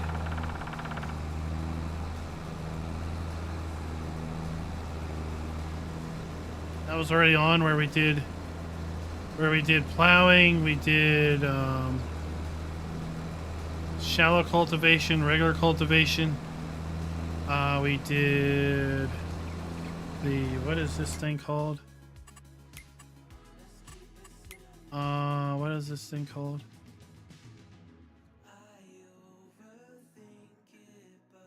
Oh, where is it? We did a power harrow. We also did the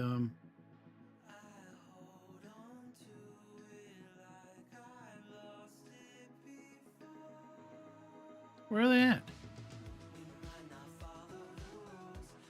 We plowed, we cultivated, we disc harrowed, we power harrowed, we spaded. That's it, spade and subsoiled.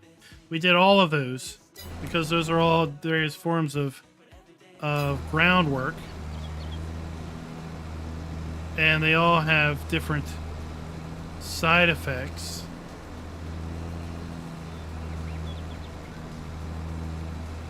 Right, plowing's not supposed to cause weeds. Shallow cultivation is supposed to cause lots of weeds. But what we discovered was shallow cultivation didn't cause any weeds until after you planted, which was weird.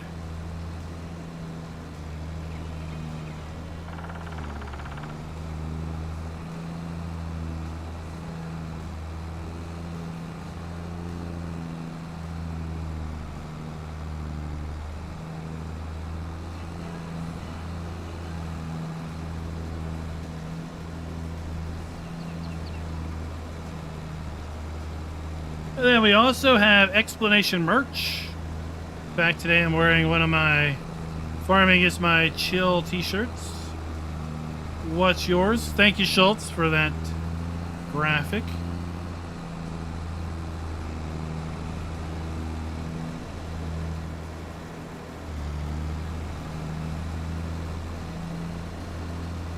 Mine has a handy dandy mine is made up as if it's a sports jersey. So on the back I've got farmer and a giant number 1.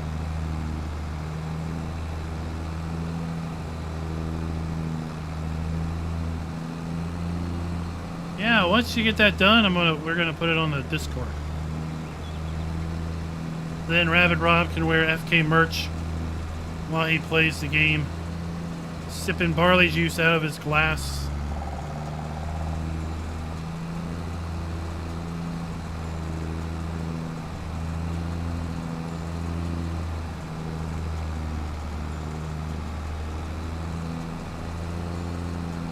Tell you what, this field has got bigger incline than you think. Darren, what's up? How are you doing today?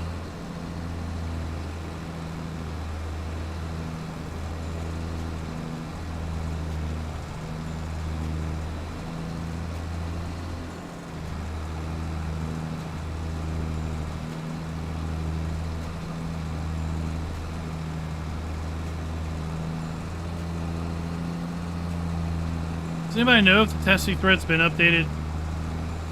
I looked the other day and it hadn't been updated since before FarmCon. Which is a little frustrating.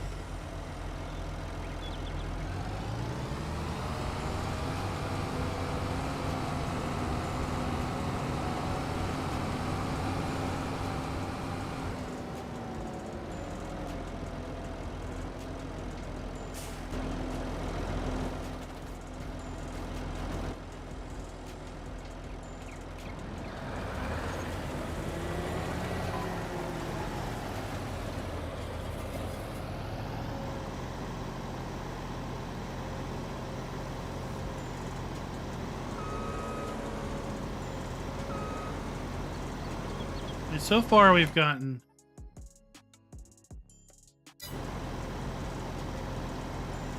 I've gotten about 3,000 off of straw, 3,600 off of that field. We're gonna double our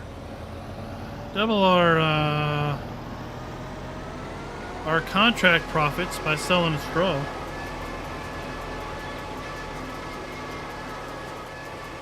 Not Chris 117, thank you for the sub. If you happen to run across Not Marty, maybe you can get him to sub too for me. That would be great.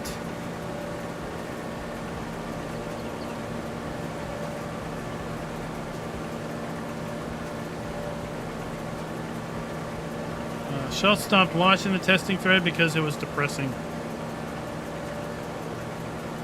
He would never see his mods show up.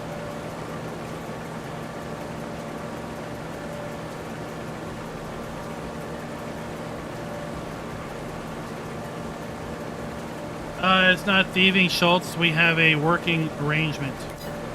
I've talked with Anna. And I've talked with, yeah, whoever this person was. And Anna's fine with me taking it. Anna didn't have any use for it.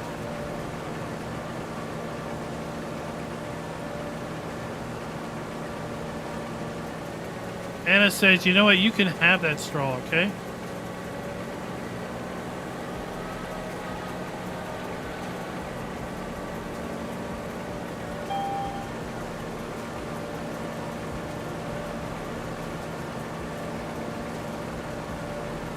It feels very wrong internally.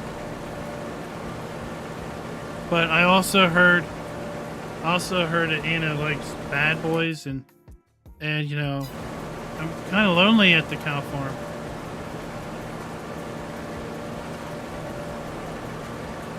So I thought it'd be a two birds, one stone thing.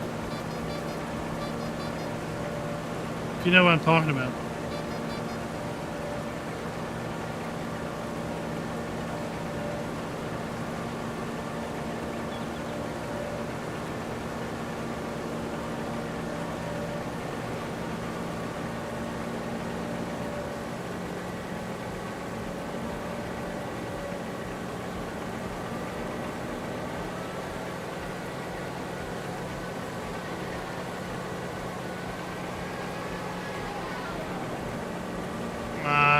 It's not too sappy.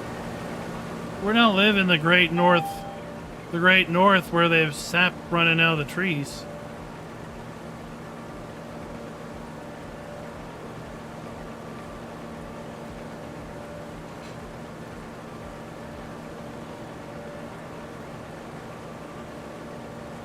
All right, we're about to find out how much of this barley I can keep, because barley. I need barley for the sugar beet recipe. And we did sugar beet contract a while ago. And the sugar beet recipe also needs canola and corn. We planted corn. I want to have enough money to put the corn dryer down.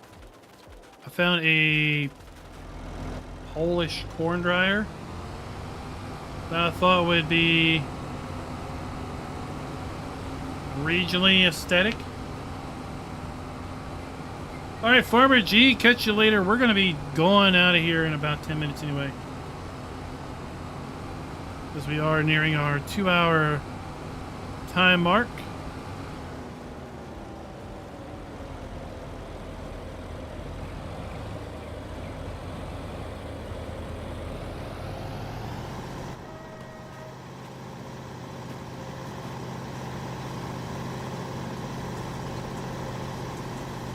Stuck.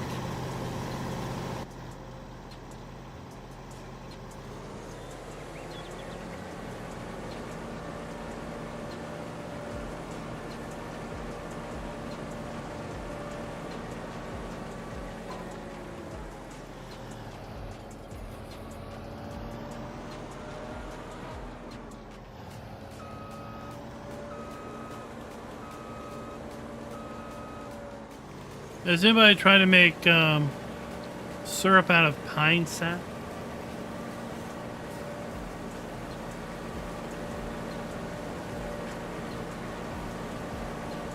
It sure is sticky enough.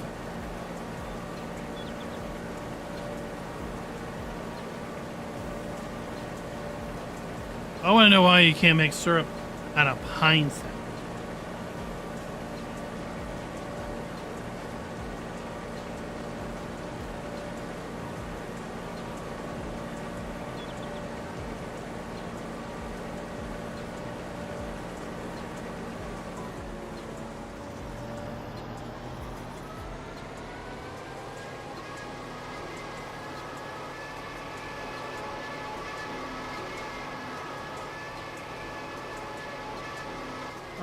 Do you dry it, M9, or do you just kind of smear it on things?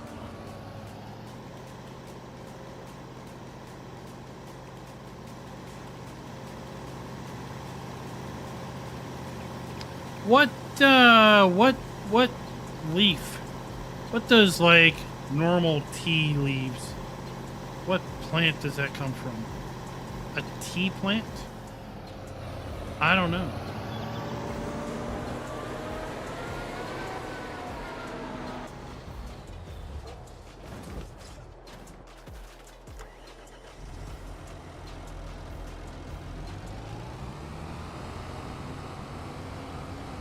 Tea comes from tea. You're very original.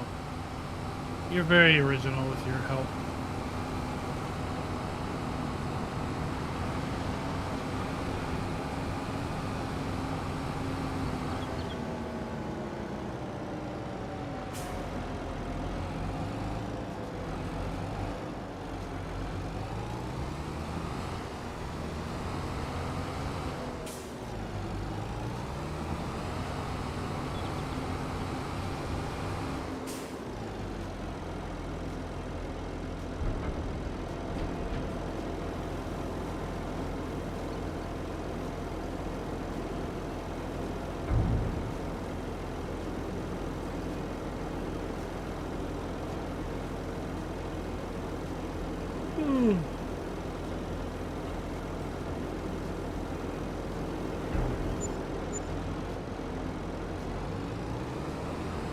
Oh, we're done. I wasn't paying attention. So we get 5,900 liters of barley for our own.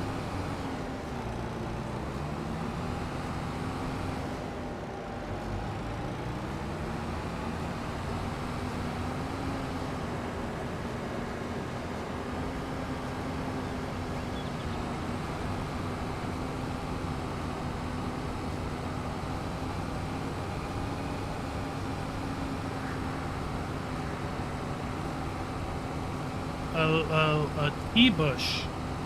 Alien Jim knows about tea. He can tell us all about it. His kind brought tea to the world.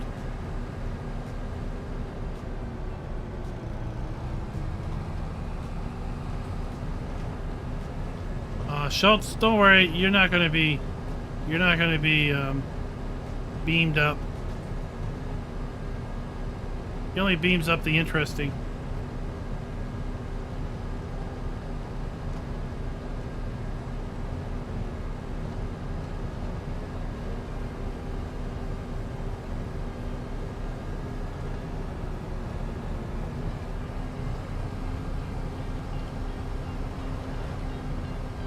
It's a thing we do now, David. It's our shtick. He comes in right at the end of it. What you need to do is see if he's lurking. Is randomly during the stream, just add his name and see if it pops up. Then you know if he's lurking in the bushes. Apparently the tea bushes is what we've learned.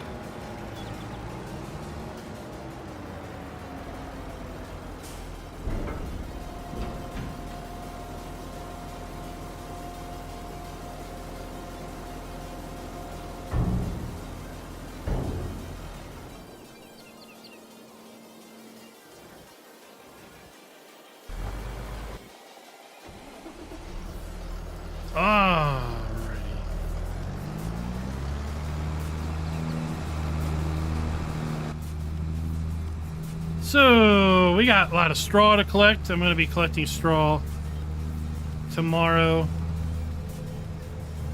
I'm going to head out of here, guys, because I got to get up in the morning. It is a work from home day. Thank goodness.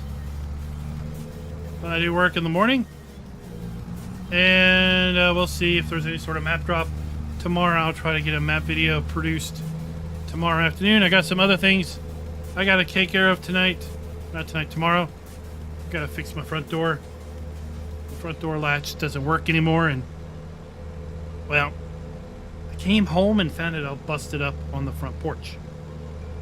Because apparently got a delivery today and the wife couldn't get the door open, so she decided to take the front door latch apart. And that didn't work either.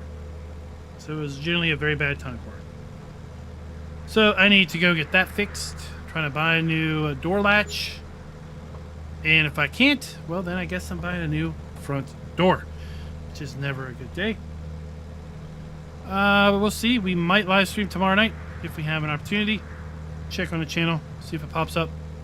I want to try to get this contract stuff done so that we can actually be doing a harvest for our real self tomorrow. And until next time, happy farming.